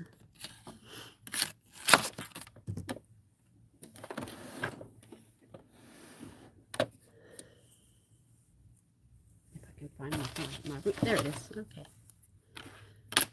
All right. So we're just going to do a 5-inch opening. 2, 3, 4, 5.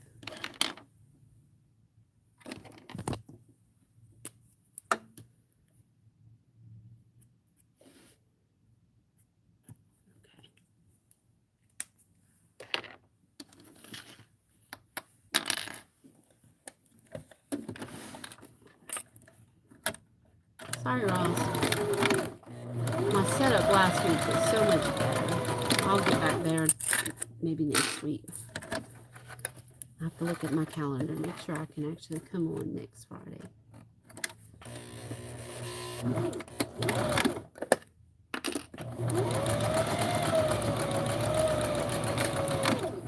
Okay.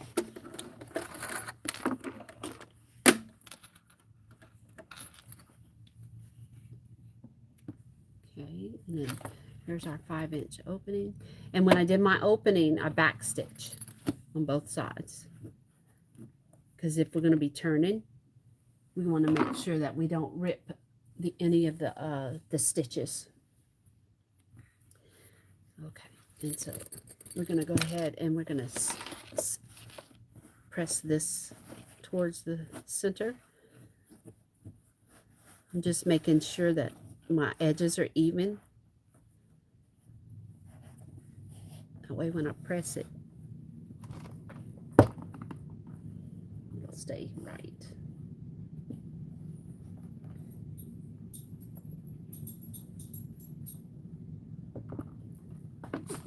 Okay. Okay, so that's what we have. We have an opening here with no opening here, and we have our center pocket. So now what we got to do is we're going to take one of the gussets that we folded earlier.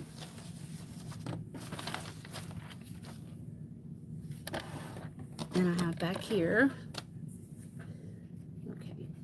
So we're going to take one of the gussets and we're going to line the raw edge with the back right sides together and float approximately 1/16 inch above the base. So we left our opening on the back. So this is going to be this side. So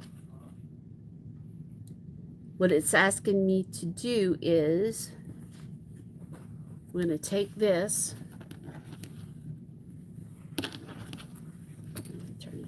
This is our base here. This is our gusset. We're going to take it and we're going to do this 1/16 inch over above the base. So this is our base. So we're gonna measure.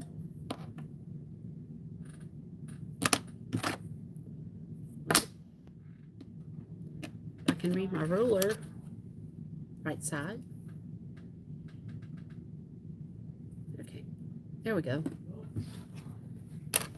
Which 1/16 is not very big, not very much at all. So we're gonna do that because this is about 3/16. So we're gonna go 1/16. All right, I'm gonna take my clip and go ahead and clip it there. Okay. So that's what we're going to do. We just clip it there for right now. The next thing we're going to do is we're going to place one of our wings on top of the gusset with the wrong side facing up. So I say wings because we have wings.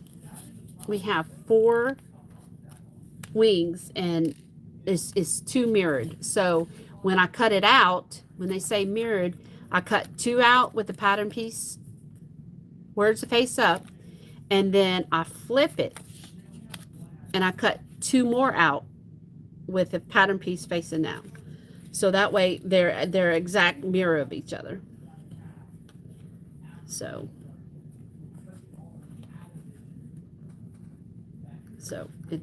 they go like this. So when you put them together, they're a mirror.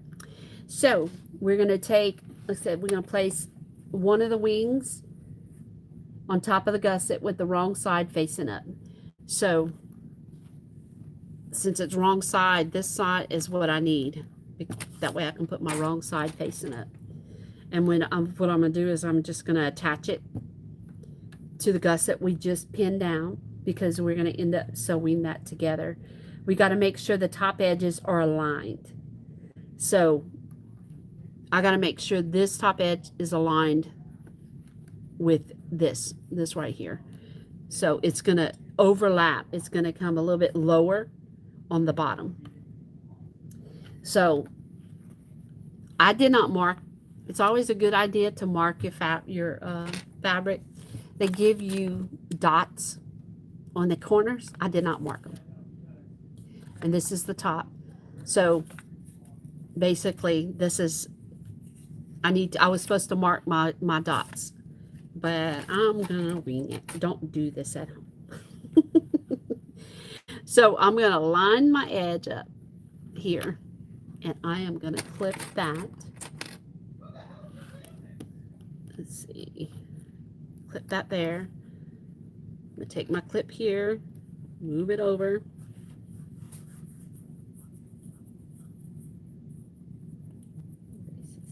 Sew along the edge through all the layers, and we're going to stop at the dot. So since I did not follow instructions very well, this is the dot. Nope. There we go. So we're going to sew from here all the way to right above. I'm going to make a dot here. We're going to right above the edge here. We're going to stop right there. And like I said, we're going to sew through all of the layers.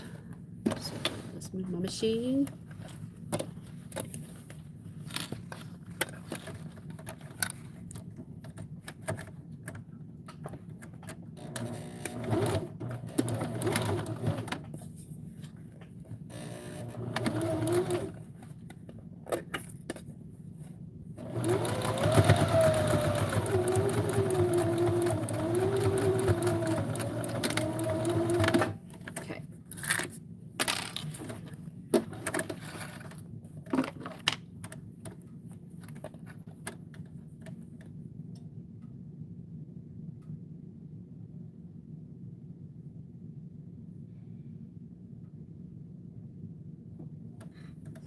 I don't know if it's a party, Shamika. You should have been with me before the live. I didn't even have time to fix me something to drink. And I mean like Coke Zero or some water. All right. So this is what we have now. So we put our wings on. One wing. We put one wing on. So what we're going to do now,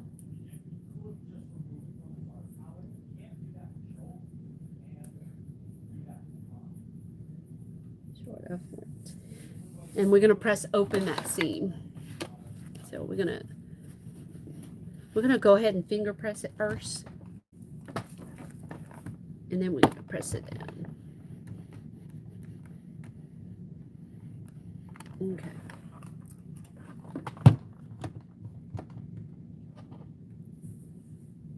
So now it says right side's facing up. We're going to flip the gusset toward the wing, and we're going to stop the top stitch the back 1/8 inch from the gusset seam, stopping at the base seam. So we're going to take our gusset and we're going to do this. We're going to go. We're going to top stitch down here on this side. So you're going to take your gusset, flip it to the right, and you're going to sew down here. Make sure your back is out the way. You don't want to sew everything together yet. Not until they tell you to, anyway. Move our pocket out the way.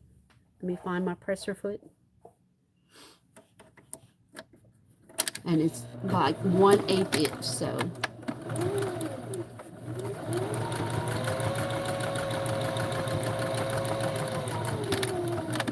Okay. There's our top stitch right there.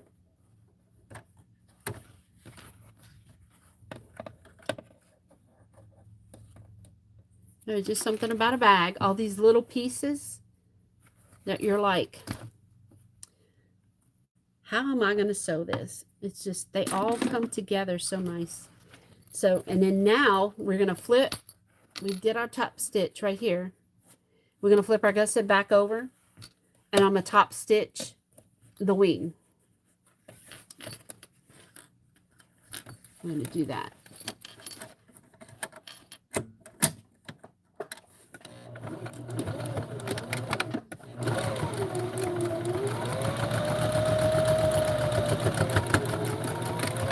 Okay.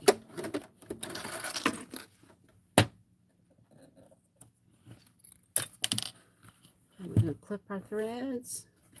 If I can find them. Well, there. Okay. So we did a top stitch here, and we did a top stitch here. So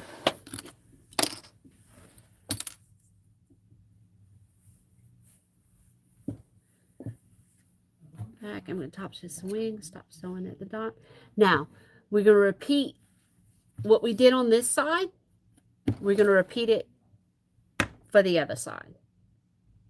So we're basically going to do, because you have two gussets.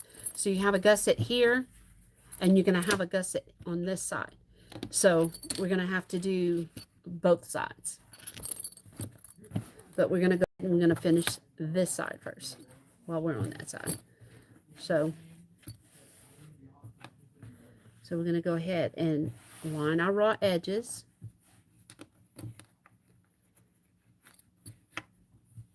And then we're going to get our other wing. Whatever I did with it, don't know.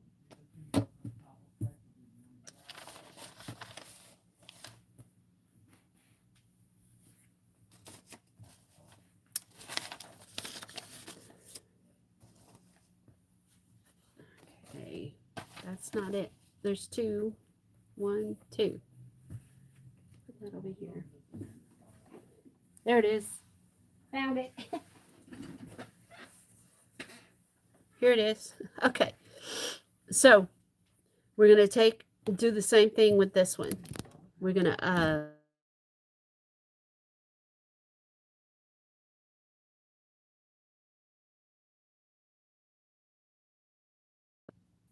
okay.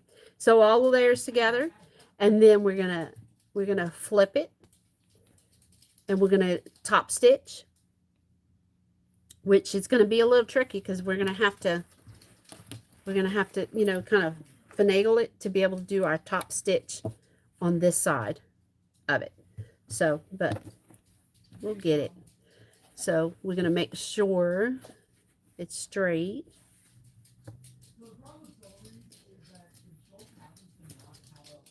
Okay. I'm going to mark my dot.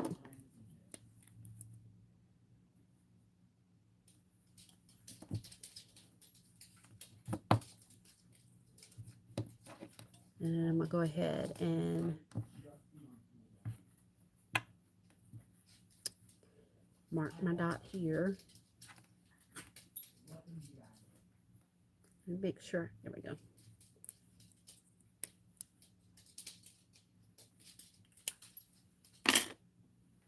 Okay. And we're going to clip it.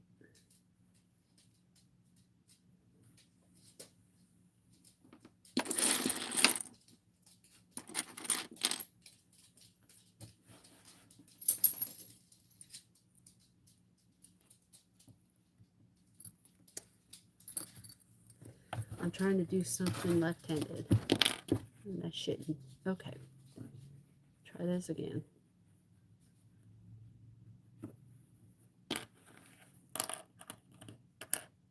I'm going to put this.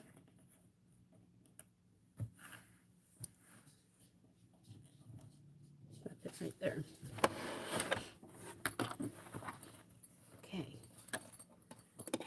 I'm going to start at the dot this time and go work my way up.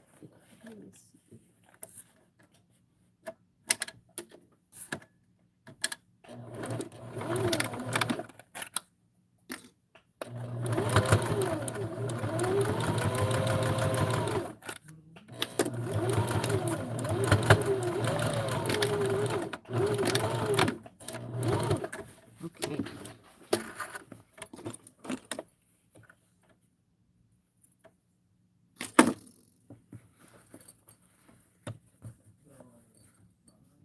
Okay, so now we need to top stitch the inside here. So you're just going to have to flip it over and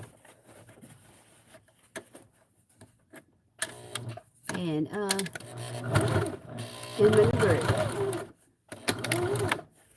And make sure there's nothing underneath that's folded over.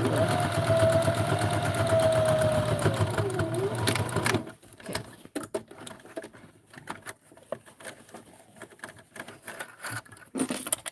Sometimes I think the hardest part is it getting caught on the foot. All right. Now we're going to do our wing.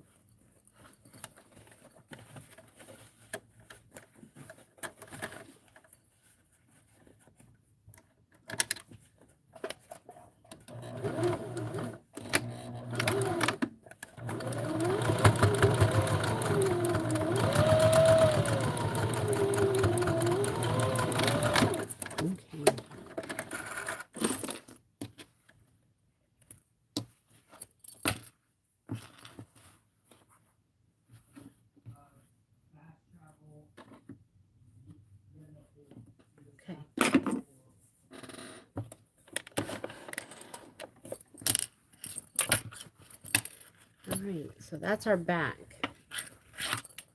So pretty cool looking, huh? I guess it. So I don't know if I can kind of see the bag coming together or what. We still have the big outside piece to put on here, but for the most part, the inside's pretty much almost done.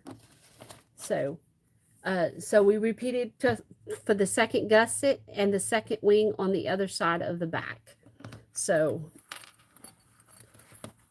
there's your gusset. So like I said, the same thing has to happen on this side. Make sure I did that right. It doesn't look right, but I want to make sure I did that right. Gusset.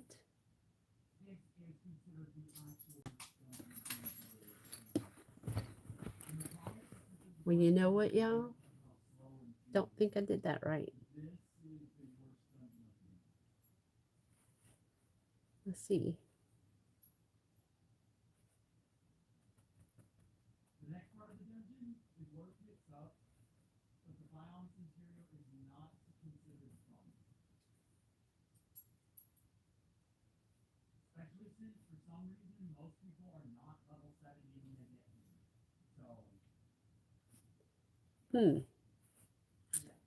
Let's see. Because on my instructions, it's showing me pictures of the one with all the options on it. So I want to make sure.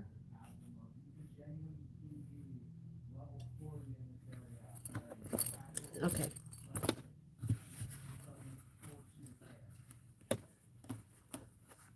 All right. So I'm going to have to seam rip, y'all. But what I'm going to try to do is go on the other side and do it the right way first.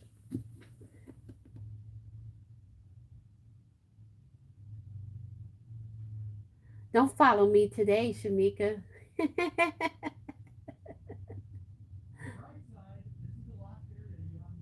And I really think I messed up. Let's see.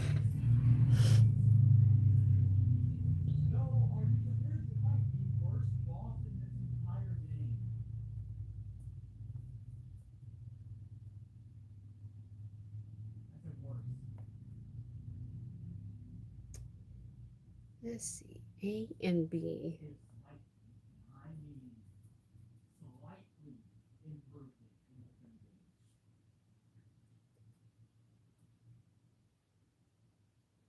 I'm looking to see where the wings belong.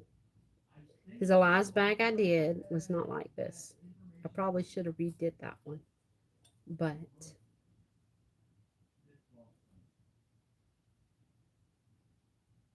okay. All right. So guess what?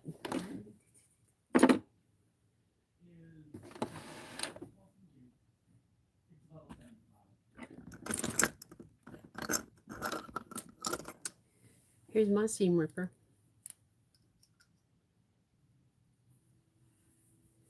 Instead of going this way,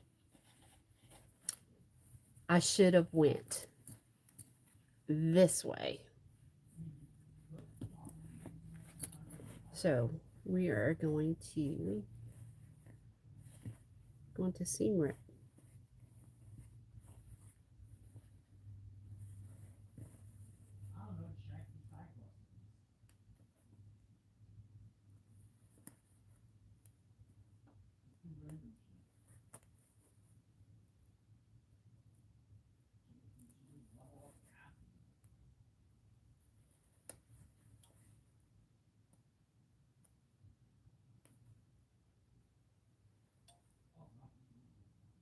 Well, is Patrice coming on tonight? Is she on?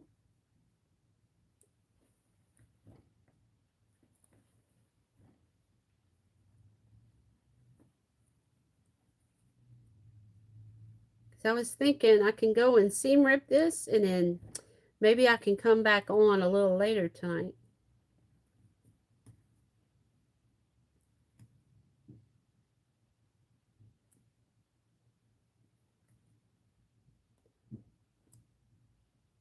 Let's see. Because really don't, once I get these gussets put in, there's really, doesn't look like there's a lot left.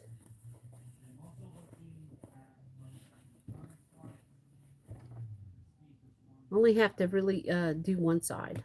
It's not both sides, so.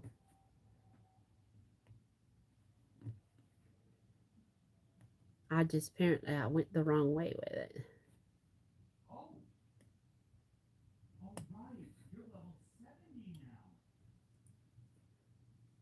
That's why I wanted to put one together last night,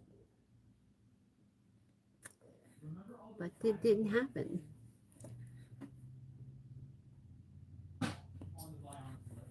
Okay.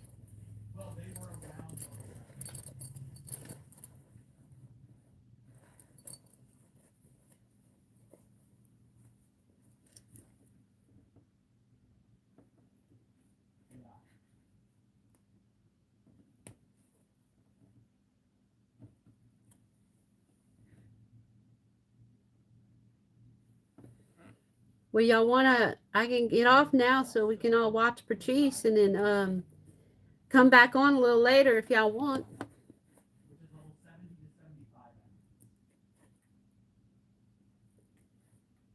Y'all tell me. I don't want to keep y'all on here while she's on, because I didn't think I'd have all these technical difficulties this afternoon.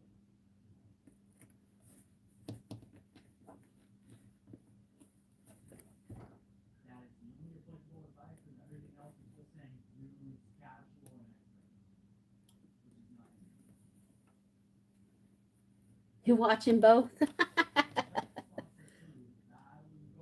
What is Patrice doing tonight?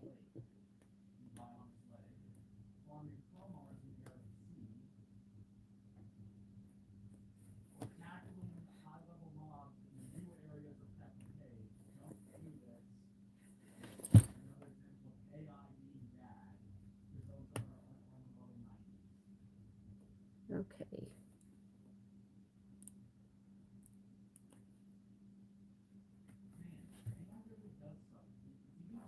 Because I'm sure seam ripping is not fun to watch.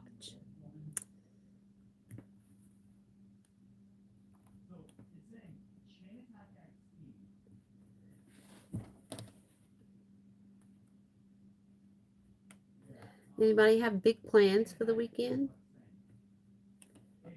We have Festival International going on this week. It's been a few years since I've been. They say it's gotten really, really big. Some of the place I work for had set up a medical tent. So they have a few, couple doctors and nurse practitioners, I think, that have volunteered to go out there this weekend.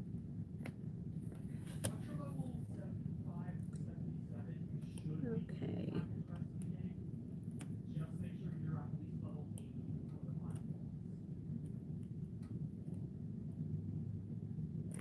All right. That's one wing.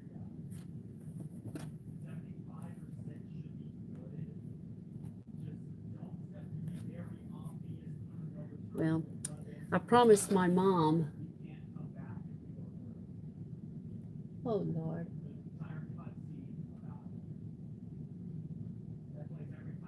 No, okay. Promised my mother, she's been asking for a while now. She wants to go eat crawfish. So we're gonna take her to eat crawfish tomorrow, sometime tomorrow evening, or I don't know. We hadn't decided yet. But the cost has come down, so I told her. I said after Easter. I said when the costs come down. So, but the thing about taking mom, I end up having to peel them for her because her fingers start to hurt. Shamika, I thought you were going to eat crawfish, wasn't it, this weekend?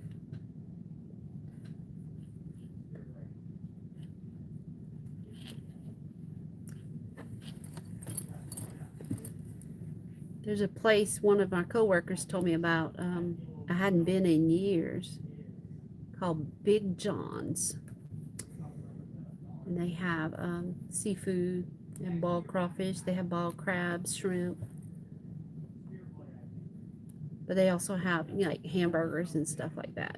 Because we have to find a place that has alternative food, because I have my son that is allergic to shellfish. So he cannot have the seafood.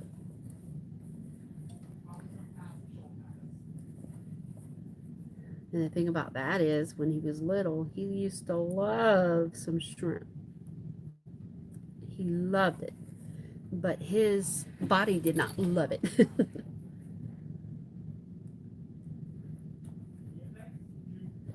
So,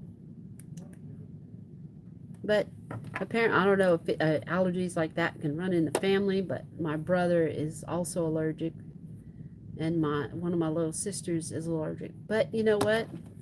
For my little sister, that does not stop her. She carries Benadryl.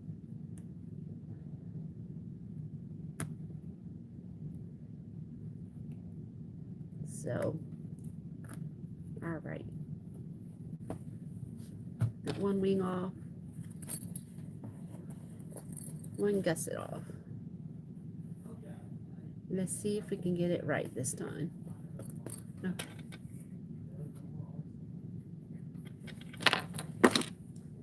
All right.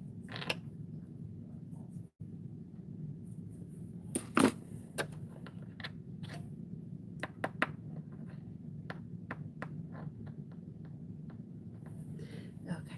Well, Shamika, I haven't had it in a while. Like, I can't remember. I think it was last year. That's when I had it. All right, so let's look at this so we can get it right this time. So, this is what it tells us to do, is our wings. We're going to go from, this is the back. We're going to go to the front. We're going to go to the opposite edge. Because whenever the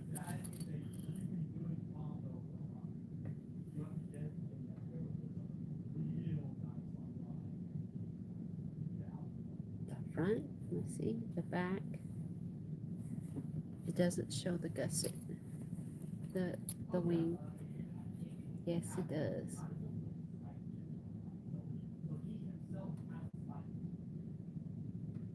The wings are on the outside, so this one has to come off too. But you know what? I'm going to do this side so I can understand it better. All right, so this is our back, and so we're going to do our gusset. It shows it's going towards, we go towards here, and then we're going to add our wing.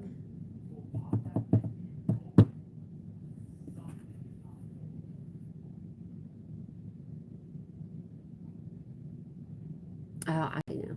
Our wing is going to be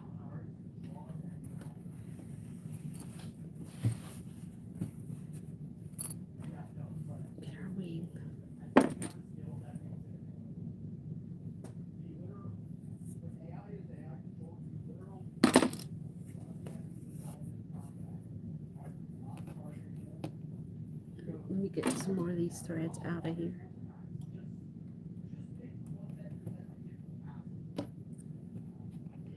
Their instructions are not the best, I'm finding, on this pattern. Okay, with right sides facing up, flip the gusset toward the wing and top stitch the back from the gusset seam, stopping at the base seam.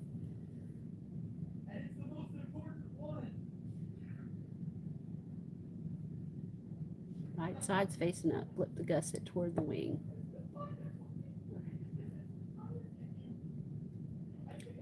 Place the wing on top of the gusset with wrong sides facing up. Okay. Let's see, this is the base.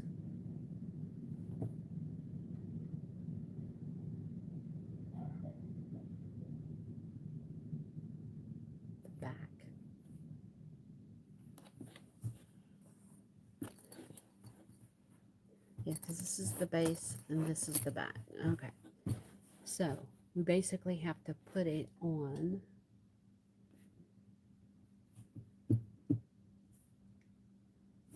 the back.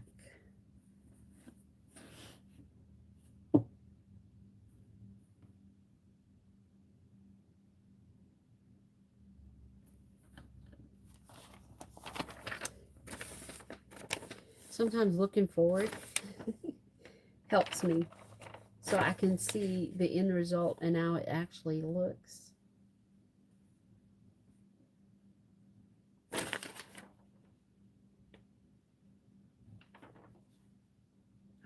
Here's a better picture. Tell me to buy this better picture.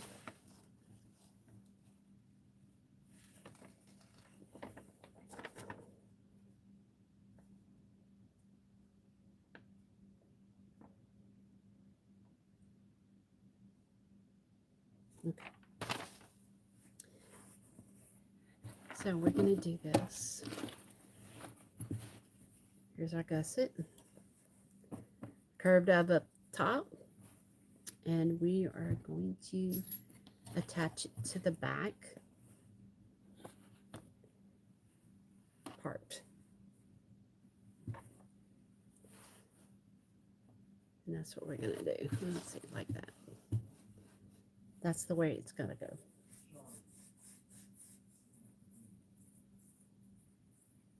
And then our wing. I'm going to need to grab the other. Oh, I'm going to have to rip it after all. Because I need it.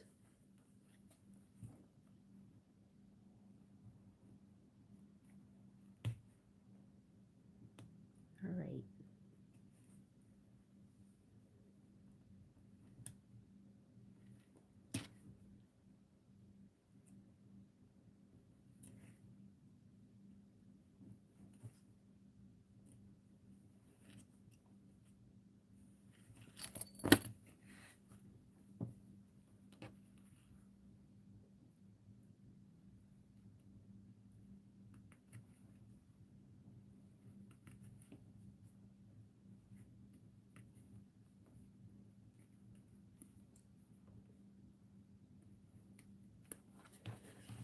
Did y'all ever say what kind of bag that y'all wanted to see? Bag, wallet, maybe a wallet next time.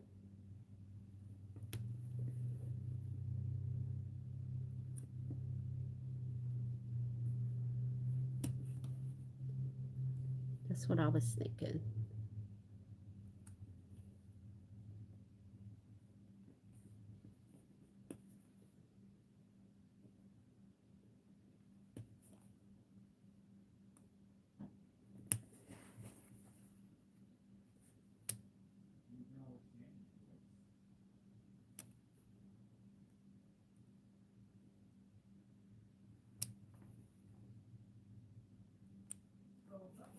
Okay.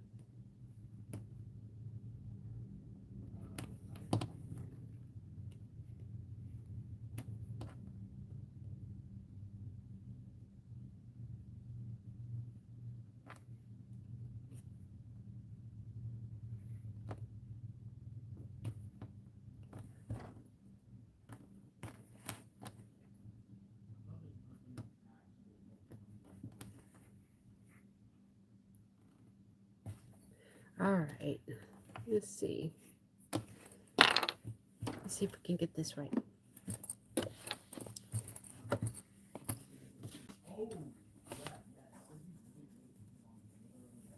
All right, so we're gonna go with the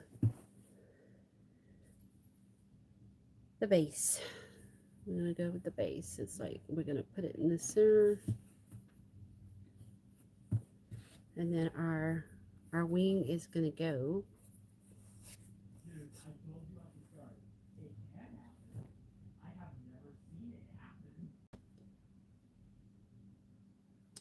It's gonna go well. The instructions are not clear, so I may have to finish this later, y'all. I might have to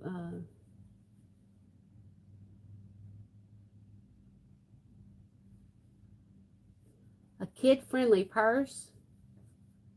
That sounds good right about now.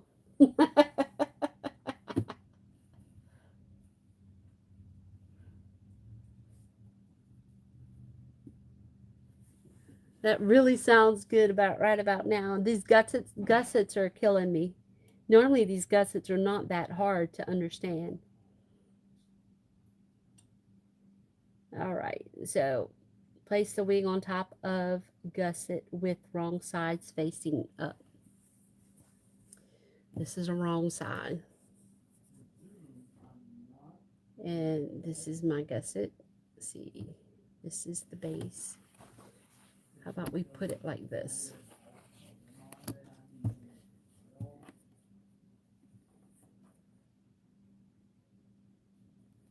This is what it's telling me to do.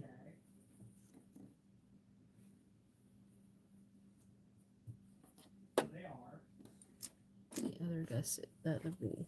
Okay. This is what it's saying to do. Let me iron it. Okay.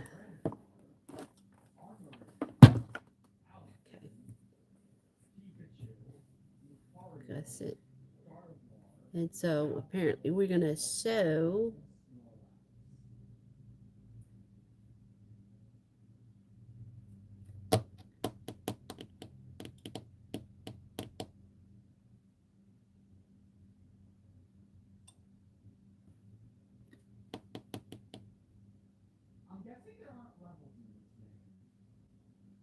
the base.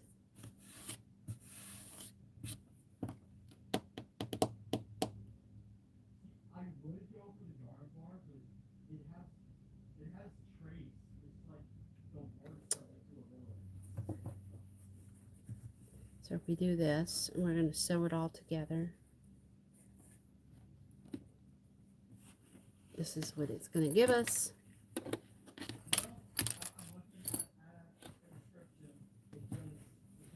This is what we need. Because this is what's going to happen. Just like this. So this is what I got to do. Now,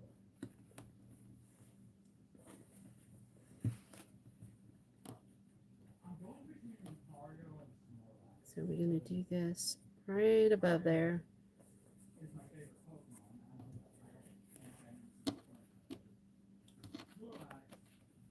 Because it's going to end up like this. So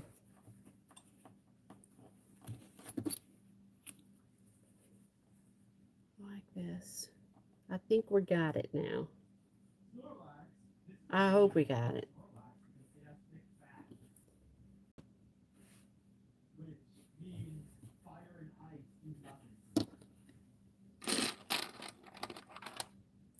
Clipping this just to hold it in place.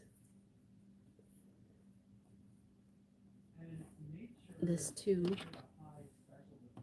Okay, now here we go. Let's see if this works.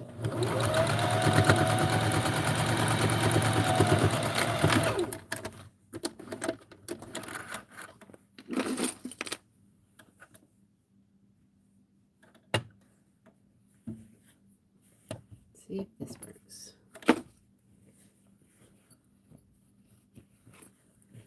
All right, I think think we're cooking. I think we're cooking. All right, so let me make sure this is the right thing before I top stitch it. So then we're going to do this same way, and then we're going to take our gusset piece, and we're going to do that with it. Okay.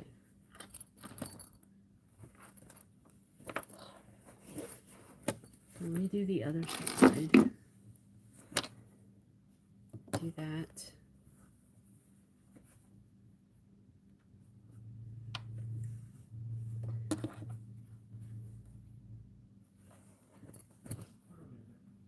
This one is going to go like that.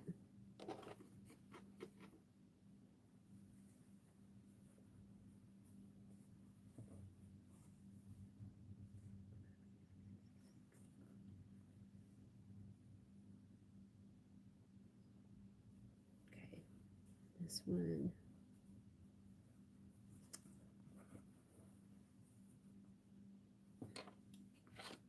This one is going to go like this. Okay.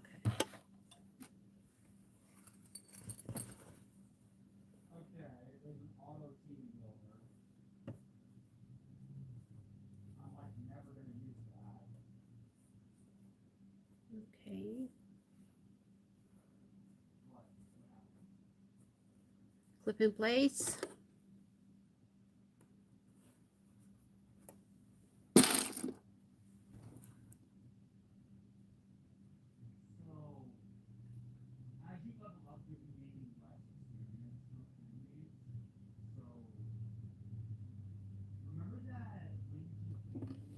Yeah, I understand the wings now too.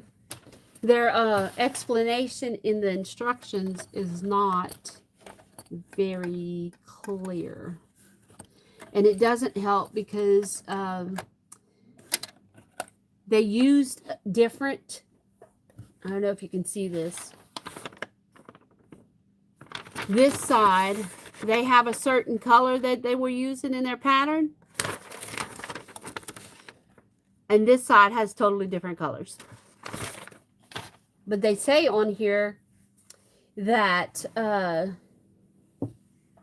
they use different colors, but it's the same bag. I'm like, well, because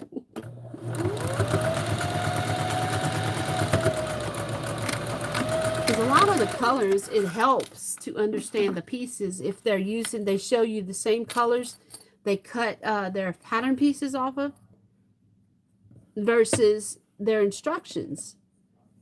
I really find that makes it much easier to understand what's happening, because when you switch colors up like that, it's like, wait a minute, where did this piece come from? Y'all, I'm skipping the top stitching part.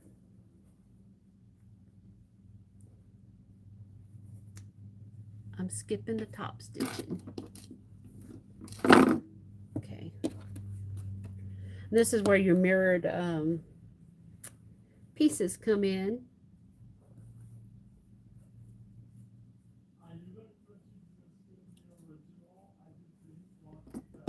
I'm going to clip them.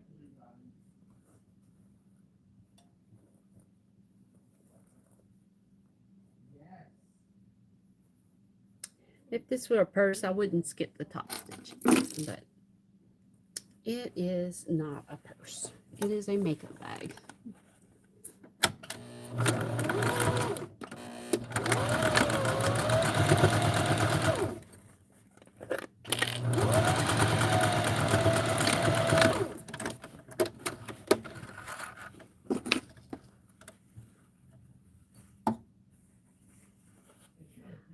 I tried to use thread that y'all be able to see better. So it doesn't really match very well. Okay, we're going to do this We're going to take our last gusset piece.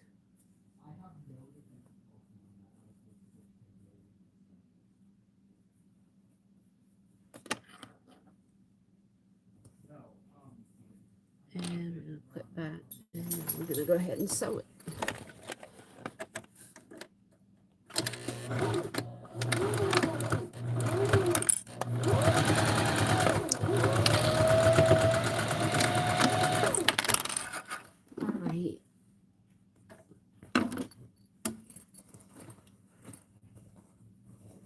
We're getting closer.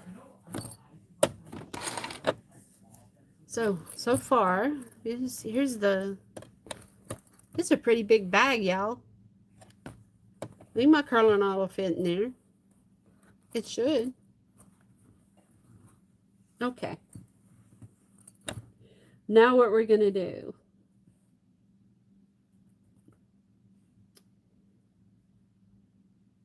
Remaining wings. Okay. It says going forward, all our parts, these parts will be considered our interior pouch and referred to as their the lining.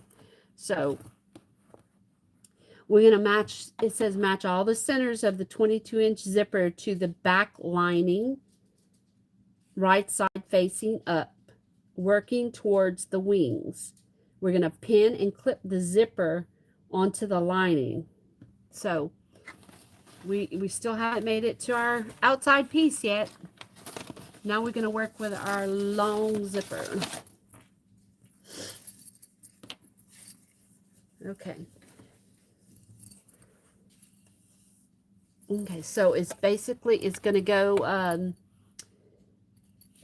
right side up. This is our lining. Let's see, which one's the back? This is not the back. This one's the back. This is our back piece right here. We're going to put our zipper right side up, but I'm going to find my center first. Now we're rolling. Sorry, y'all. Had a little hiccup there.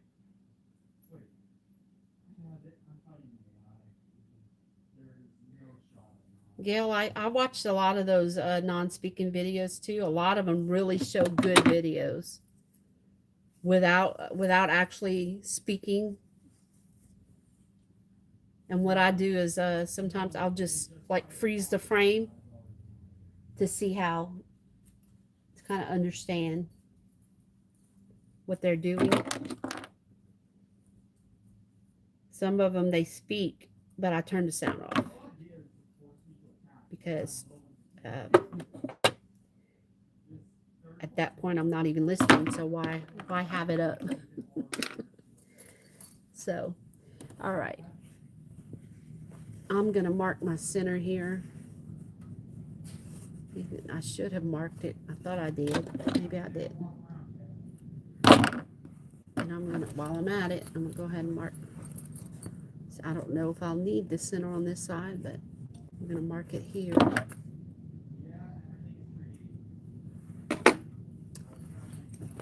Okay, so back. We're going to put our zipper. We're going to match our center.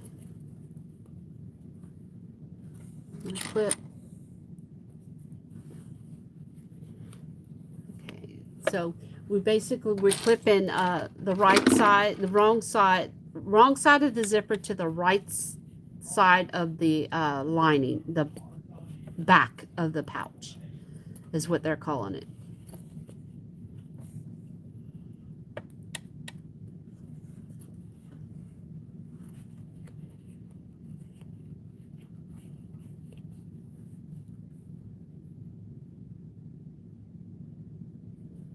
It says work your way towards the wings.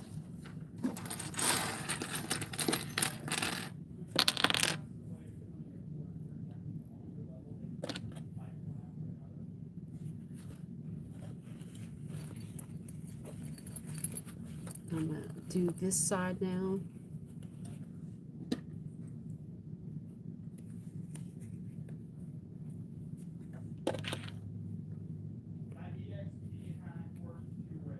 Okay.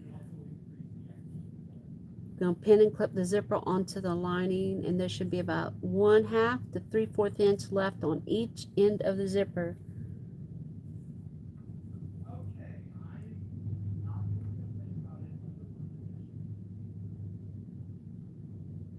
Okay.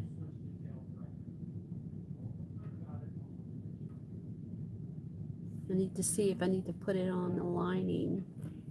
I mean on the wings.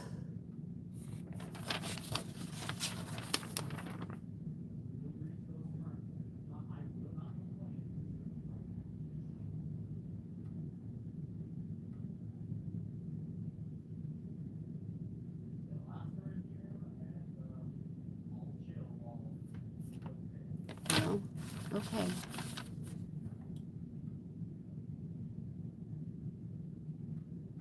Okay. Yeah, we're gonna go down the wings. So, because I'm making a curve here, I'm gonna put a little notch in my zipper. It's gonna help it to curve a little bit.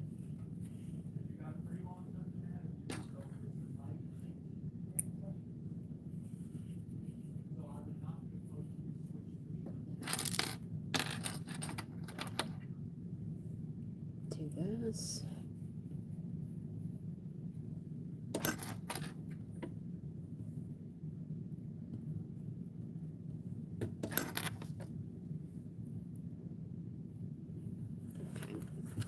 I'm going to do the same thing on this side.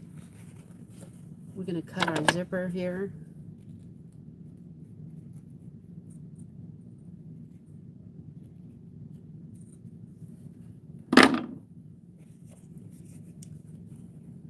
Clip it right before the curve and right after.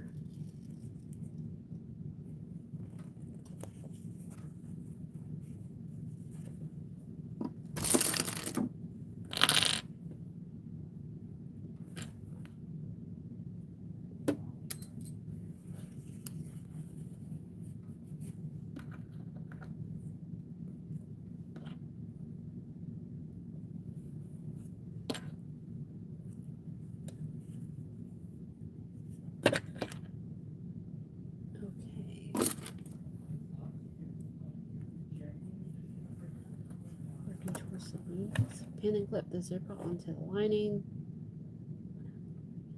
Side. So it says this should be about 1/4.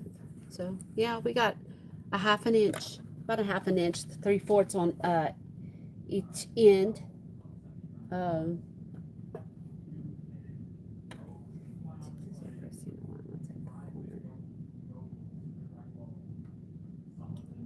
Okay. So we're going to baste the zipper to the lining with the zipper foot. So I'm going to increase my stitch length to baste it. I am going to put my zipper foot back on.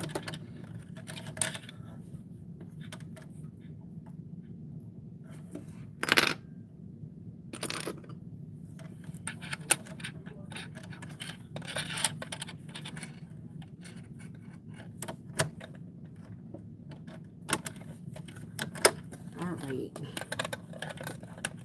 so we're going to start at the very end.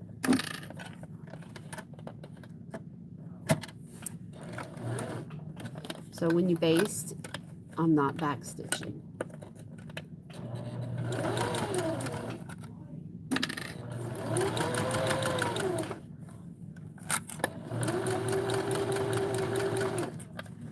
I'm going to take our time around the corner.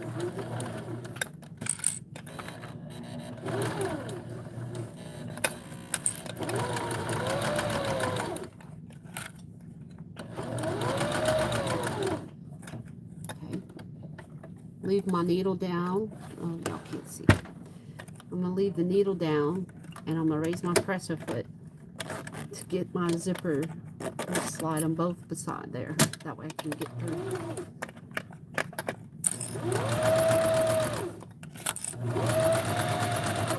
Okay, and then make the second corner.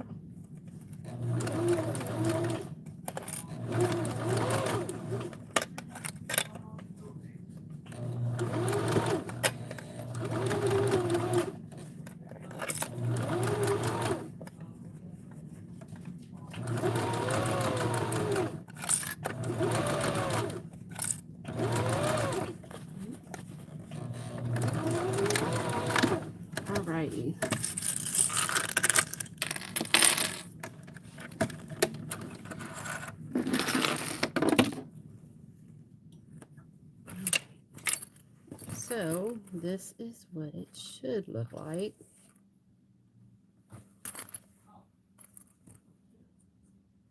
Okay. This is what it should look like now. This is when you're looking at the back. I know it doesn't look like it, but it's going to come together. So that's our lining part right there. So next we're going to do the we get to center and align the back of the main body with the handle to the top edge of the lining, right sides together. So this is our main body. Okay, so the back of the body is the part where we put the handle. So this will be considered the back. And what they're telling me to do is we're going to align, center and align. So I'm going to find my center of this one.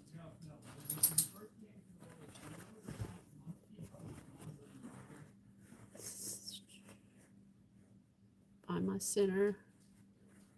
Gonna cut our notch.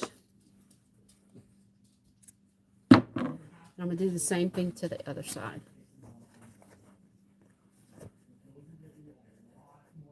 I'm just lining up my corners here. Find my center. Give it a notch.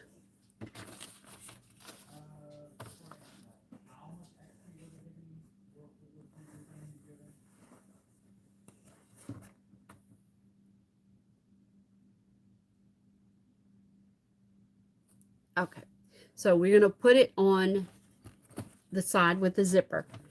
So we're going to take the top edge of our lining with the handle. This is the handle part. And we're going to take that and we're going to line it up.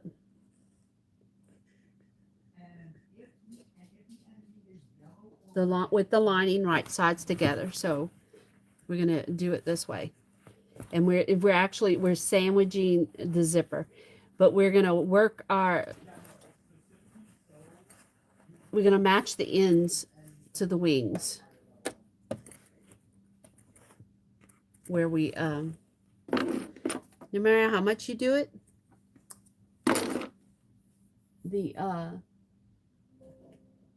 you cut threads,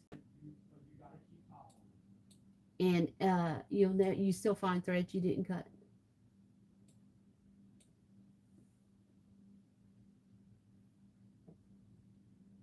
When am I coming? Where am I coming to do a private training?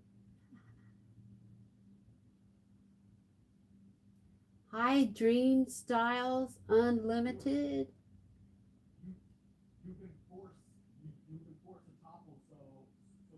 A spring. A spring roll. Welcome, Dreams Unlimited. Okay, so let's get on with this so we can finish. So match your center.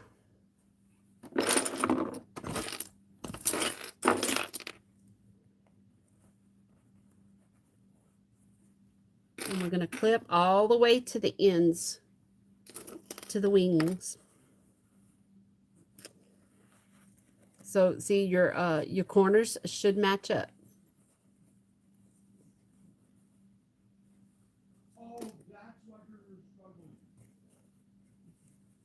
We're going to follow our zipper and our wings all the way down. And see, our wings should match up here.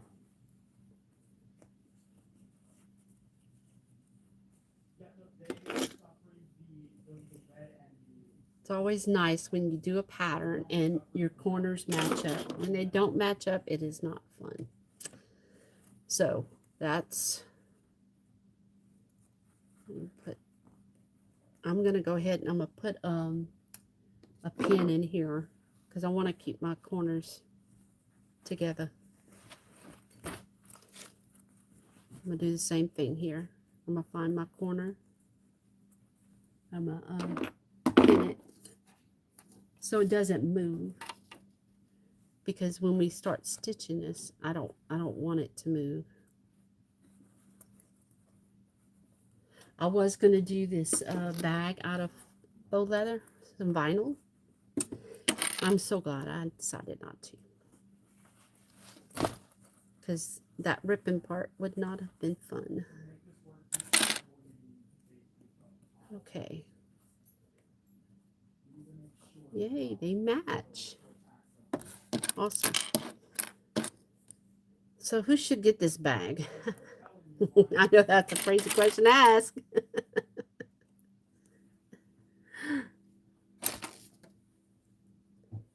All right. So here we go. So now that we've pinned that together, we're going to see what they want us to do. We matching the ends all the way to the end, working towards the corners. We pin and clip the main body by sandwiching the zipper right side together.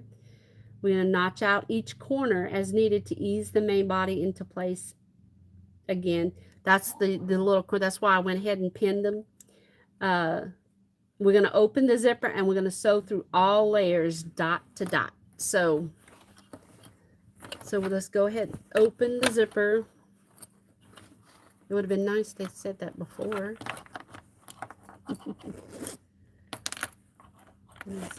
This will make it actually easier to sew, opening the zipper.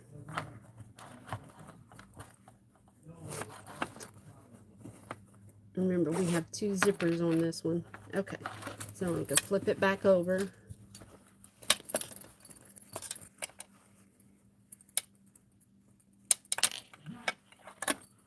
Okay, so. Okay. So let's see where our dots belong. Remember, I didn't mark them, and I should have. Okay, that's just to the corner. It's not quite to the end. All right, so we're going to go ahead and sew through all our layers. And then when we get this done, we are going to repeat it on the other side. Remember to back stitch. And when we get to the corner, just take, because of the layers being thick, you want to definitely take your time. I believe you can definitely do this on a domestic machine. Mine's domestic, it's just heavy duty. Just take your time when you're going over that corner, and you'll be fine. Because you got to remember, you have a zipper under here, so you need to be sewing with your zipper foot too. So I'm coming to my second corner. Remember to pull your pin out. I try not to sew over my pins. That is a very good way to break your needle. And if you break your needle, it could go flying. Sometimes they don't always stay in the machine. All right, so that's one side. Now we get to do this on the other side. So that's why I went ahead and clipped my corners.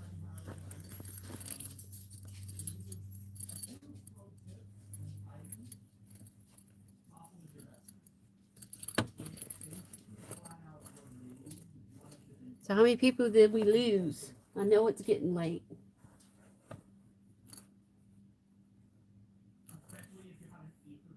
Are y'all hungry?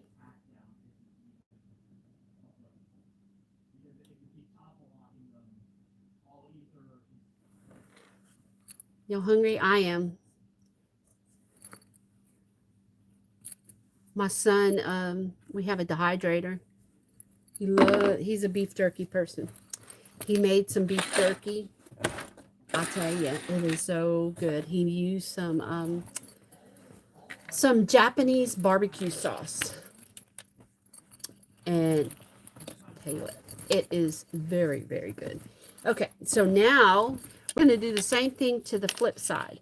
So we want to make sure your zipper is not twisted. That would be bad. So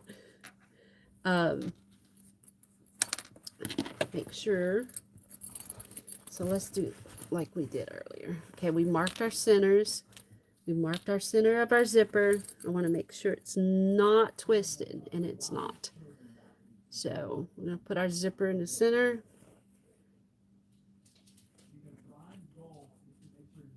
And we're going to put our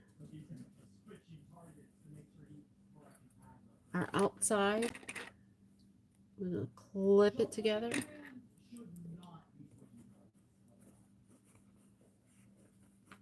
There we go. We're going to work our way to the outsides.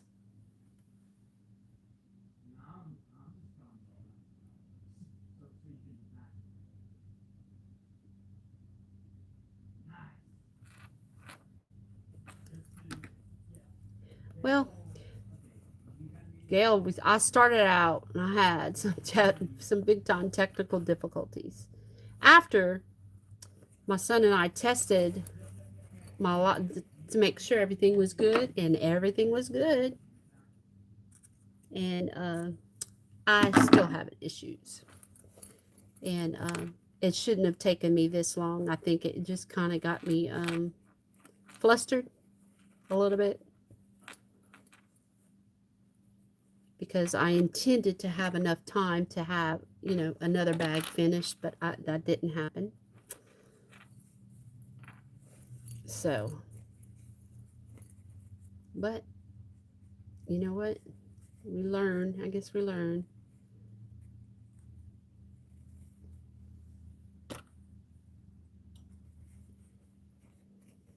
And let's see. And I thought it was a fun bag to do. But the last one I did was not like this.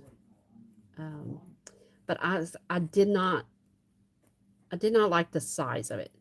To me, the size of the one I did for my sister, I think I had posted it. It was Saints. It had Saints fabric. And it was not as long as this one. To me, it was more of a man's toiletry bag. And I wanted to do something because, you know, men doing something for a man is fine, but you know, Mother's Day is coming up, so I figured, why not do something for all the women? Because most of our community is made up of women. All right.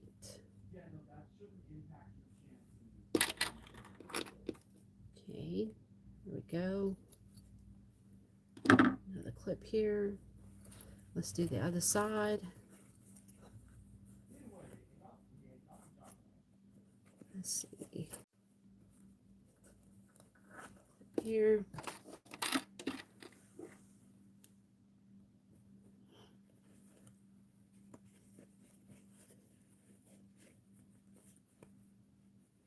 Well, thank you, Gail.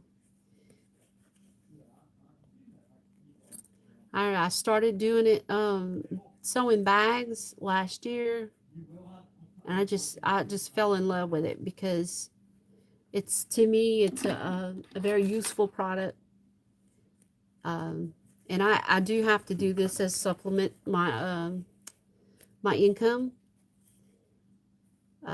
so I wanted to do something that I could market and sell. It's still work in progress, but I enjoy sewing them and having you know, I've never been a bag lady or a purse lady. You know, I like the simple things, but my mother, on the other hand, she loves shoes and purses. So I guarantee you she's gonna want this one. She because everything, what are you making now? Can I have one? So a lot of my stuff goes to her. A lot of the first. And then she brings it, she goes to this program for the elderly during the day, a couple of days a week. And she brings her purses and she tells her friends who made it and all that. So she's doing me she's doing a little marketing. So she says, "Can you give me your information?" I said, "Sure." So they have these they call paste books, and they do like little auctions over there. They can bid. It's paper money, and people donate clothes and things like that, and they can buy it at an auction. They can bid, or they can just buy it with their paste bucks, and they pay for it with their paste bucks. So she'll come home with like jewelry, clothes, things like that. And so I told her, I said, well, I'll go ahead and make a few bags, and they can bid on that, and I'll donate them. So they can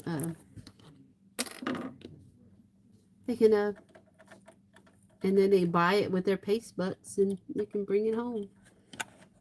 I mean, she'll come home, it's kind of like that Monopoly money. And one day I have to go through her bag, because it's kind of like a school. They send home papers in her bag for me to read or whatever, and so I have to go through her bag. And when I go through it, it's like I saw that paper money the first time, and I'm like, "What are you doing with all this?" She says, "It's paste bucks. I can buy things with that." I said, "Oh." I said, "Well, how do you get them?" She says, "I think they play games and things like that, and they can earn them." I'm like, that's pretty cool. And then, like I said, they get clothes donated and jewelry and things like that, and they can buy them. They can bid on them. So she'll come home and look what I got. Okay.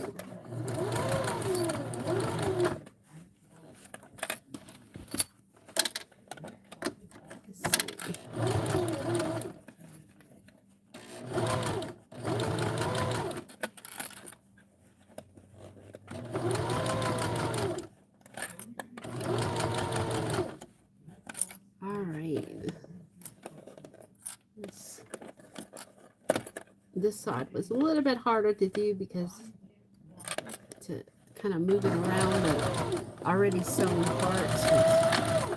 All right, let's see what we got. I think we're getting close, but I said that a while ago. All right, let's see what we gotta do next.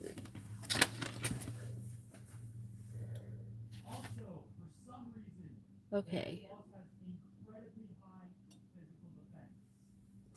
So now, niches all things seem like when the pouch is turned right side out later in step 36. Simply sort AC to a box. Any other? Let's see.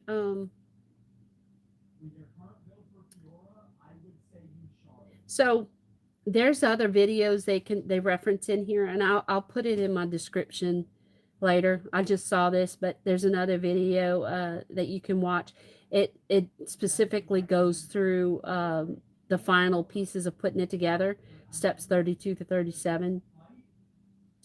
So now it's telling me I gotta close my zipper 1 inch from the edge of the fabric, and I'm gonna place a safety pin staple over the teeth. Okay, so let's see.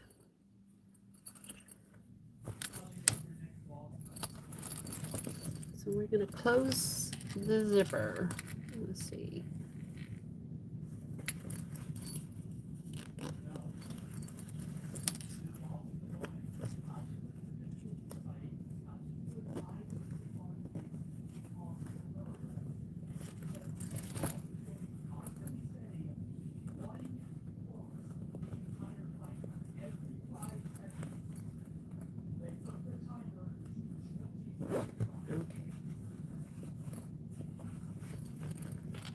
but you got to close it and not turn it right side out.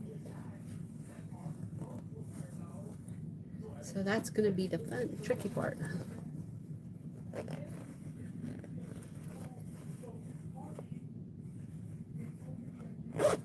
All right, there we go.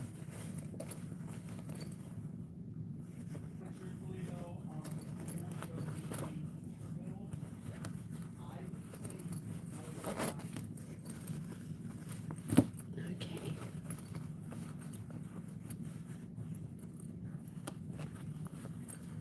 Pull the zipper.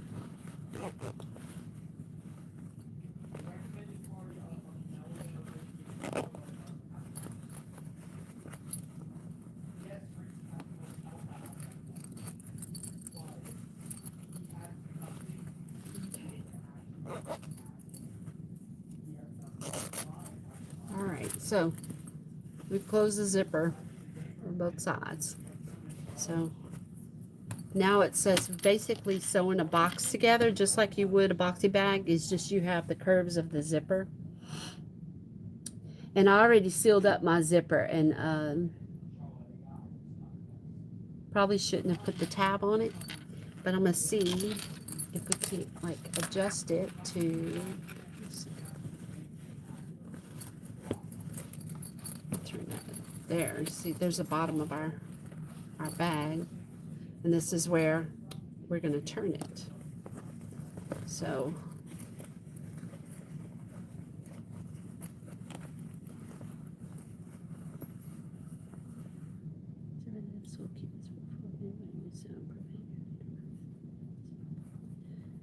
okay, so we're gonna align the main body wings with the main body base and center the zipper teeth at the notch marking.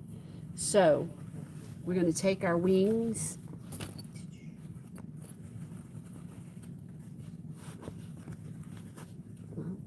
open it up.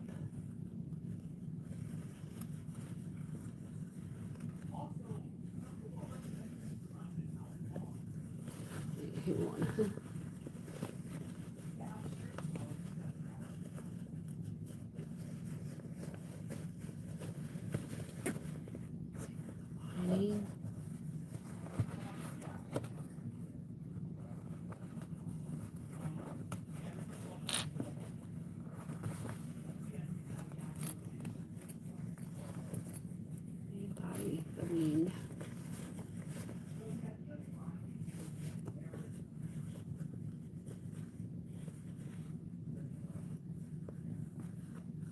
It's going to go, it should go like this.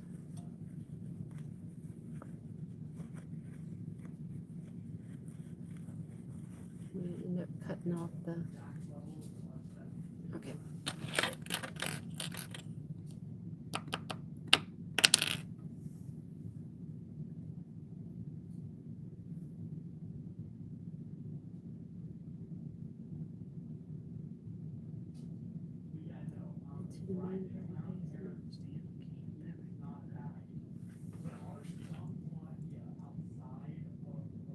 Okay, so page 14, we gotta flip our page. From the zipper teeth working out, box the pouch by aligning the body wings to the main body bases, right sides together. Okay, so basically, I don't know if like we box a pouch. We're gonna do this with the main body because we're gonna do it like on both sides. So we're gonna take it basically and box it like this. So let's do this side first. Let's flatten this side out.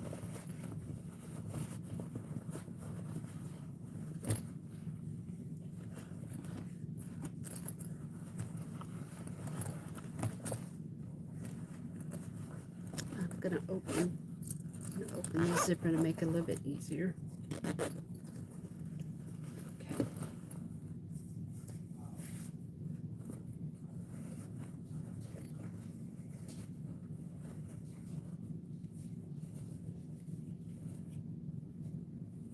it.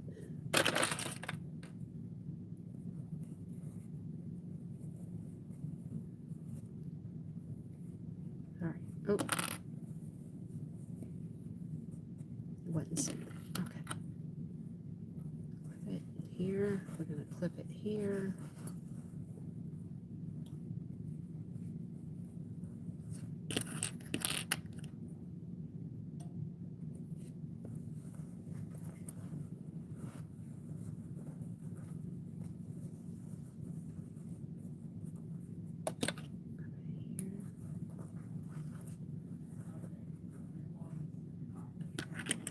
And clip it there.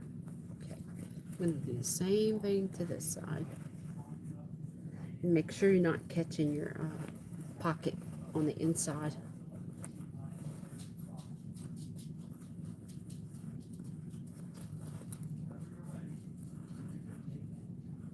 Get our corners.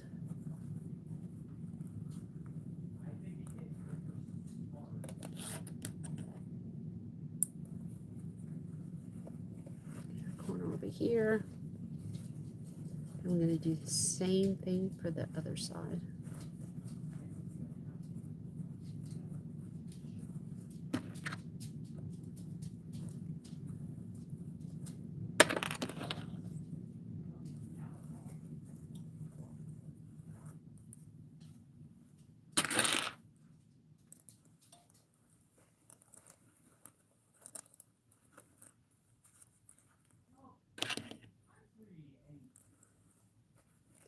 And that's not understanding. Oh, this came in good. Why they had us put tabs on the zipper. Because they're not even going to show.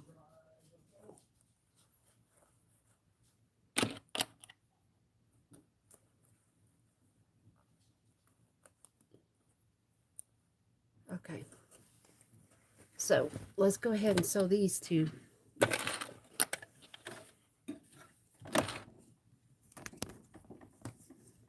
I'm gonna let's see, I'm gonna leave my zipper foot on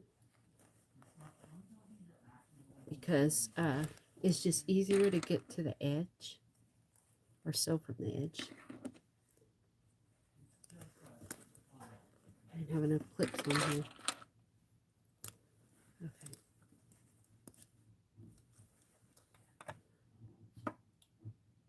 Okay, so let's make sure we're doing this right. Okay, I've got a wing and a wing. Yep. Base and the base. This is the base. Okay. Go ahead and sew this. So what I'm doing a 1/4 inch. And that stitch. I'm gonna sew as close as I can to the zipper, and then once I have it attached, I'm gonna go back and sew over the zipper. It's just easier when you do it that way rather than trying to, because I don't want the other side to move. So I'm gonna do all 4 edges like that.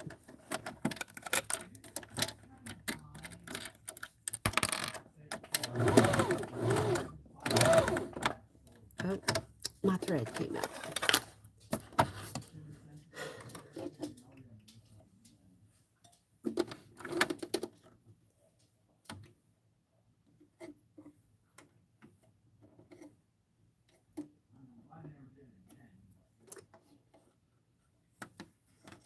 Okay. And don't unthread now. We're almost done.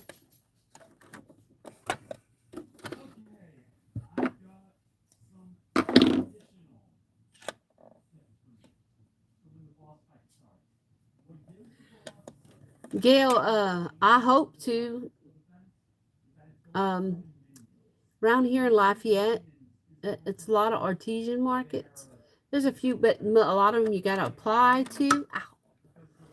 You have to apply to, and they have to approve you. And you got to apply like over here months in advance. Months, not like something I could decide and, you know, and decide a weekend before or something like that and go. But yeah, well, I've done a couple of markets, and the bags don't, I don't know if it's our area, but the bags don't go as quickly as I would like to see them go. So either that, or I have to find the right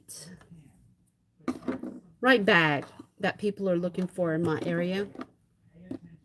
I mean, because if I go to like the Houston area, it's a different culture. It's a different area. It's a different, they like the different than, you know, probably more of the high end things than where I am. Now, like Festival International, I'm going to try to get in that next year. It's going on like this weekend.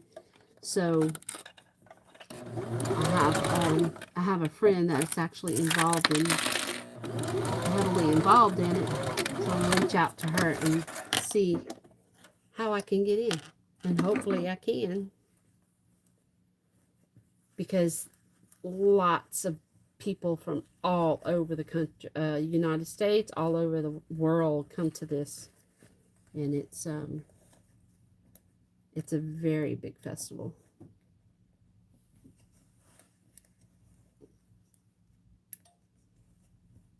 Let's see.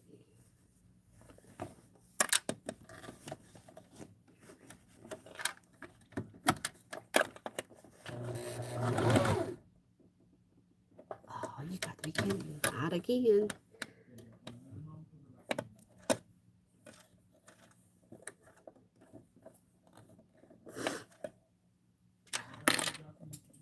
That's why I like to keep a long piece of thread, because it pops out.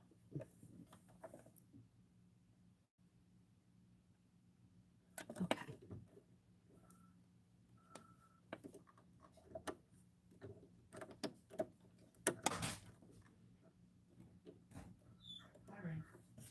Alrighty, let's see if we can get this done.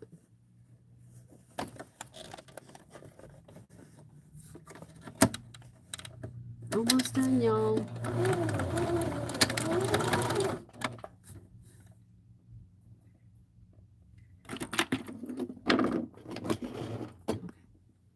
Making sure my thread's not getting caught. Let's see.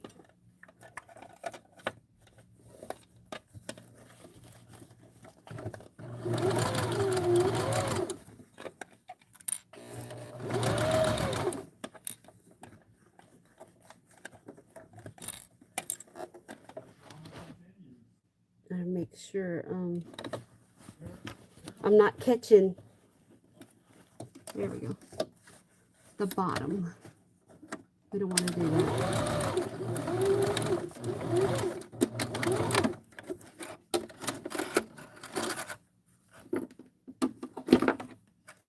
Okay.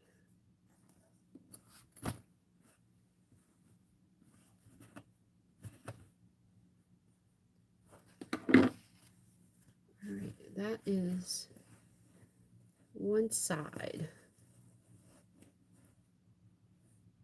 I broke my nail. Okay, so this is the part I did not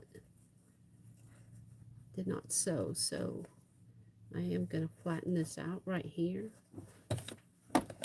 and we're going to sew through that.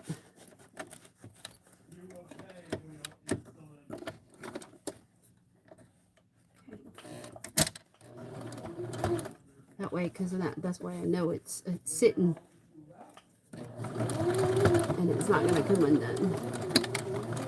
Okay.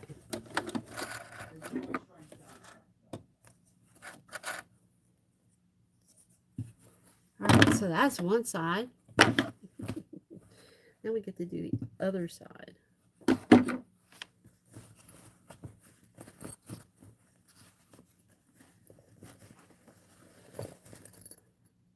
So once that's done,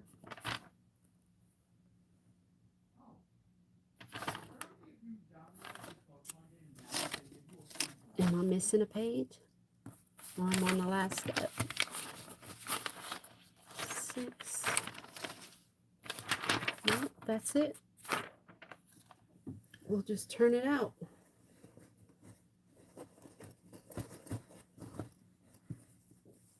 Okay, let's see. We're going to start at the corners.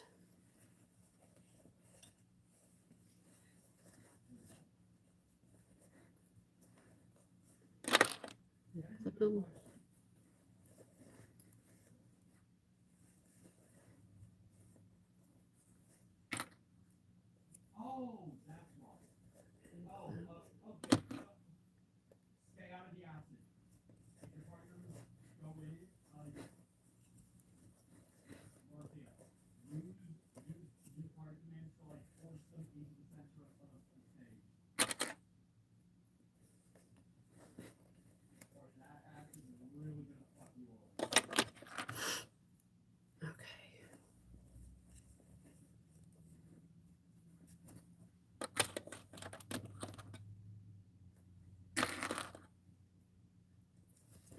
So I'm going to go ahead and sew this. Oh, wait. I'm going to do this one too. Yeah, kind of. I'm glad I did not put foam in this. That would have been not good. Maybe if you use, I'm thinking cotton, maybe, as your exterior.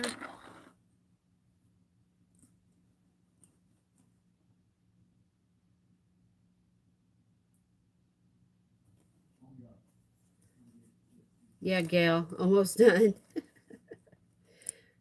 This is not supposed to take this long. But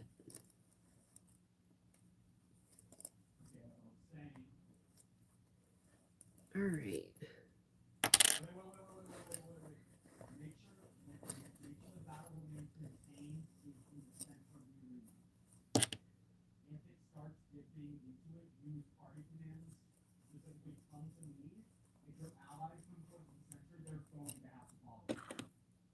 Alrighty, let's get these two sides done.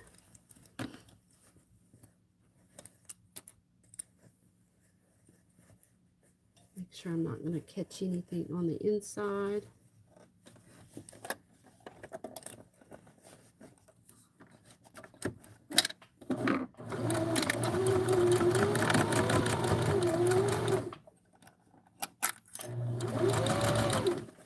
I'm going to do the same with this one. I'm going to just go to the edge.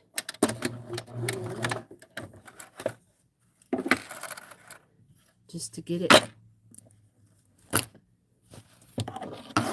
flat and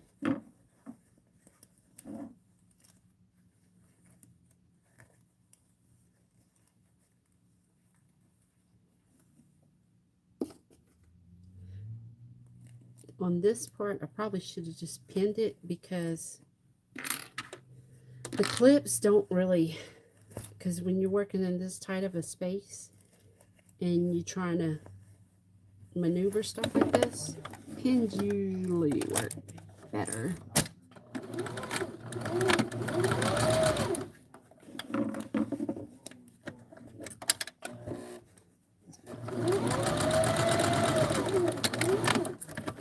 Usually hold it in place better. Also pins whenever you're trying to work around corners, they're good to use because you can stretch, you can maneuver your fabric to fit in a space. If your fabric is too, looks like it's going to be too long, you can maneuver it to fit in by pinning, putting a bunch of pins in it. Let's see. I'll put one more here.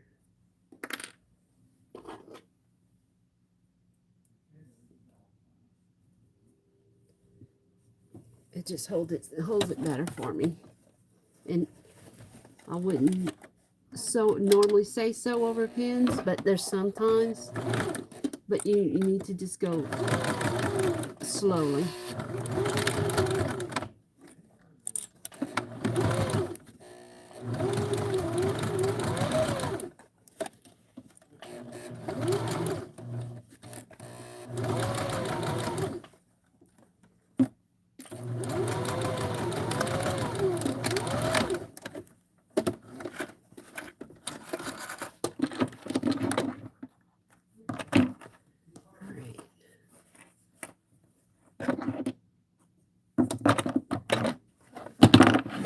Side.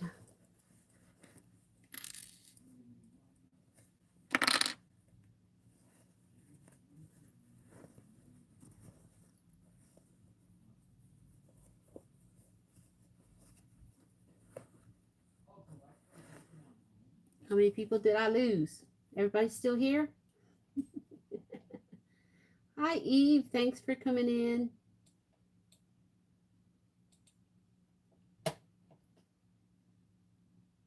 Yeah, almost done. Almost done. Let's hope it looks like the picture.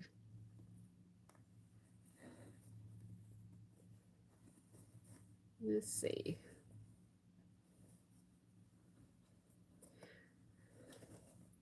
I'm hoping it saved the replay. I really do.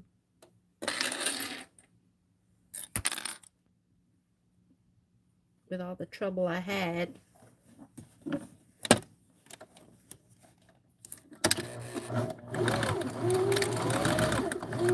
Okay, make sure you back stitch.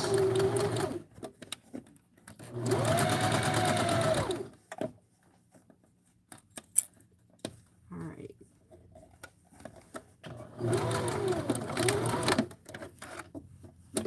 Now we're going to do that final stitch over to seal our zipper.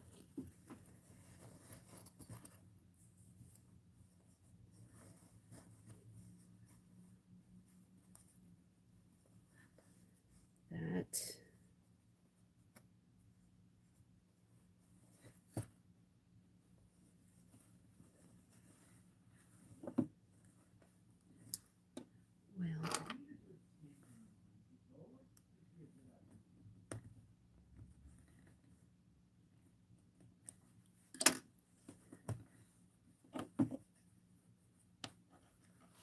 I'm going to have to re-sew this one. It didn't catch.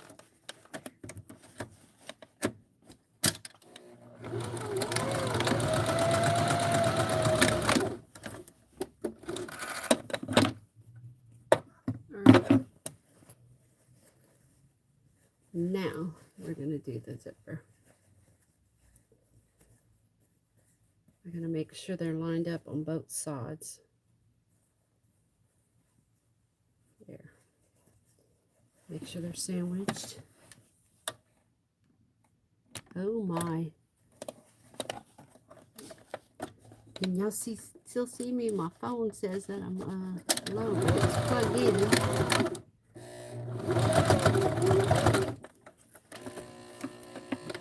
Okay.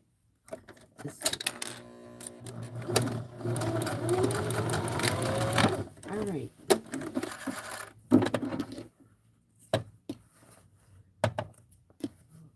I hope I don't lose y'all. Okay. I think we're done with the sewing. Oh, I need to plug in. Y'all give me a second. I don't think my son brought my my charger here. Let's see.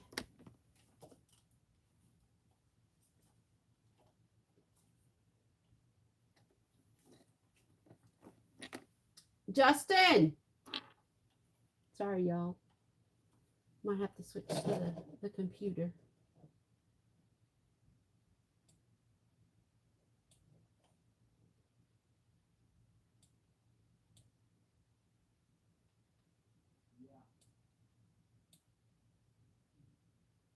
Thanks for hanging in, y'all. Did I lose sister-in-law?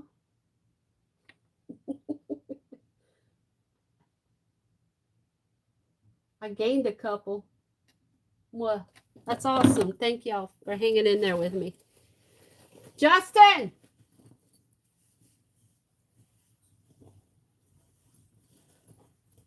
All right. So, Yeah. I need my charger, my plug. I'm fixing to die over here. Quickly. You didn't grab it from my bedroom when you brought my cord? Yeah, I gave it to you. You didn't give me the plug-in part. Yes, I did. Where is it? You live? Yes, I'm still live. It's not here. I'm fixing to lose my phone. Come on. I can't end with. Oh, shit. You didn't bring me the other end. Go get it. Go get me the white one. Sorry, y'all. Okay, let's see. All right. Well, we did our tabs on our zippers, but we're going to go ahead and clip them because it might have been for the part with the optional pieces. So, because this is going to take some of that bulk out that we don't want. Here. So, here. Thank you, son. Where is it?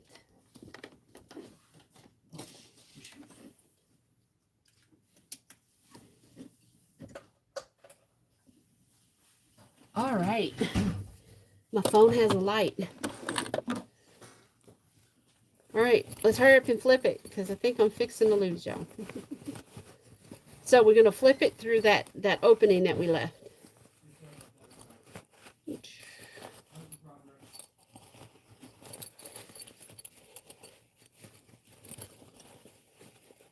see.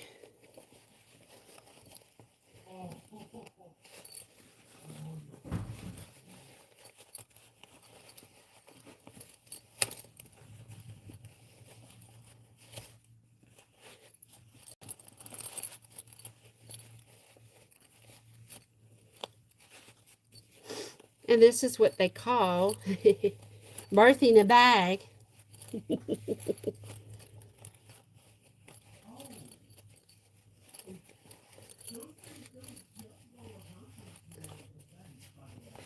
All right, almost done. And I'm going to just close it up later.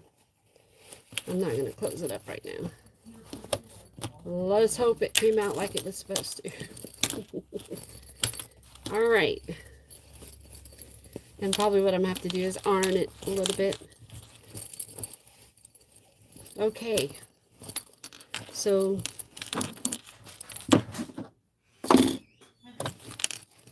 there's the center bag. So the bag opens up like this. It closes like this. I'm gonna have to iron it to get it to stand because this the center pocket is kind of acting a little weird. But your tabs, your flaps will fold in. And here we go. You got your handle. There we go. Okay. We have a bag. We made it. And I have 2% on my phone, y'all. So if I lose y'all, I am so sorry. But then you go to unzip it and you lay it flat. And you have a pouch on the inside. You got your pouch on the inside. And that way you can fit a bunch of stuff. And the other version had some pockets that went along here that had elastic. And then also some slip pockets. I think another zipper pocket on this side. But I love it. Through all that work, I love it. What do y'all think?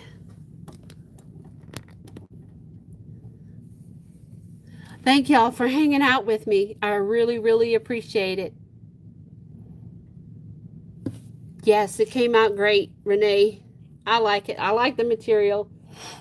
I actually think I want to make another one now that I know what to do with it.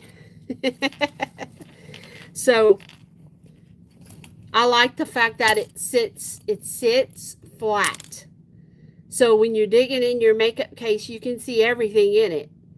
Because these other zipper bags, I mean, my small one, I have to dump everything out. So this one, you don't have to dump anything out. You can see everything. And it's about, let me tell you how the size it measures. It is 9 inches width from here to here. And for about 3 3/4 inch deep. Like I said, you have your little pocket you can put like all your jewelry in and not lose it.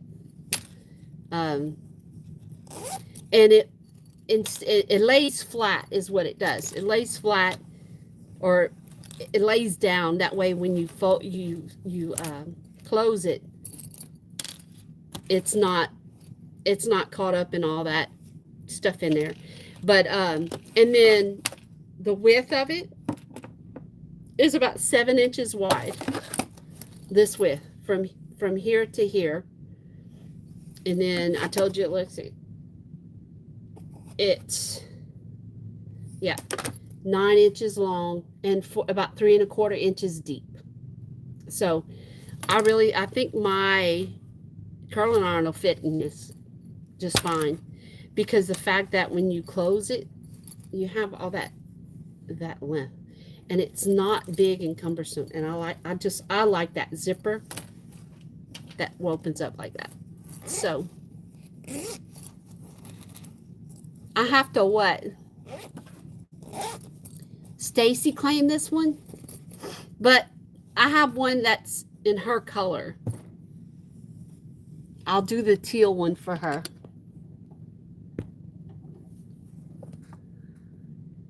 I'll do the teal one for her. Yeah, out of everything I went through today, because what time is it, y'all? I don't even know what time it is. It's almost 9 o'clock.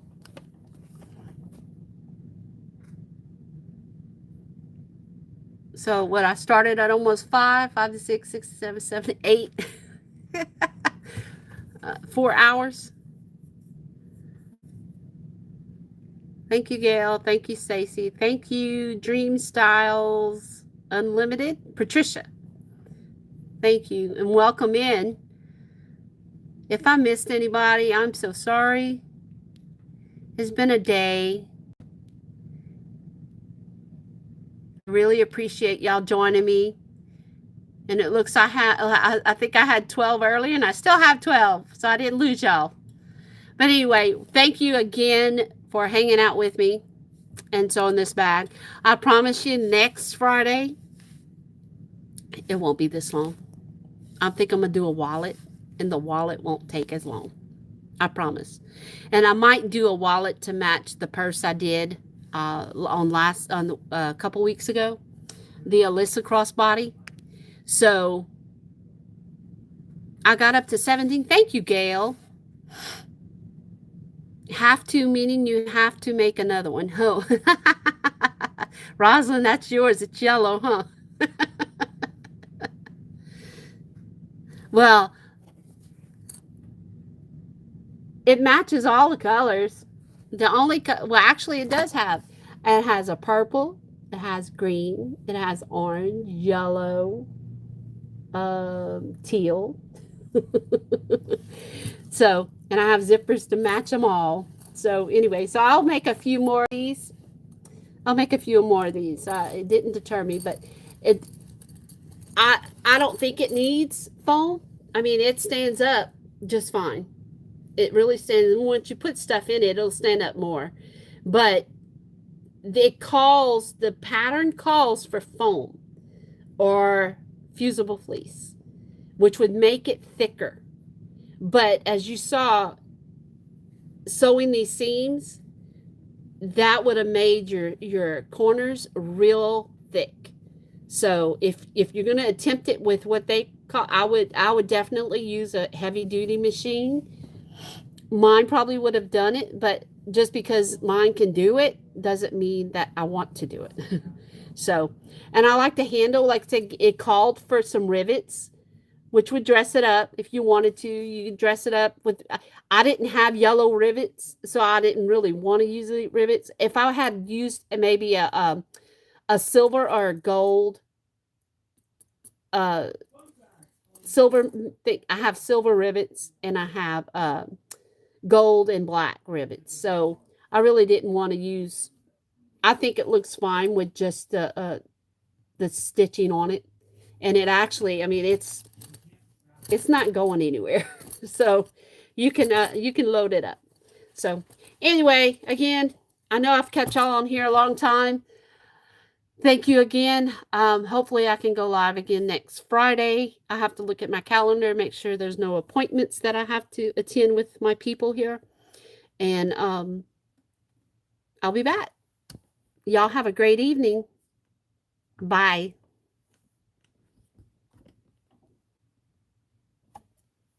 If I can figure out how to end it. Okay. See y'all.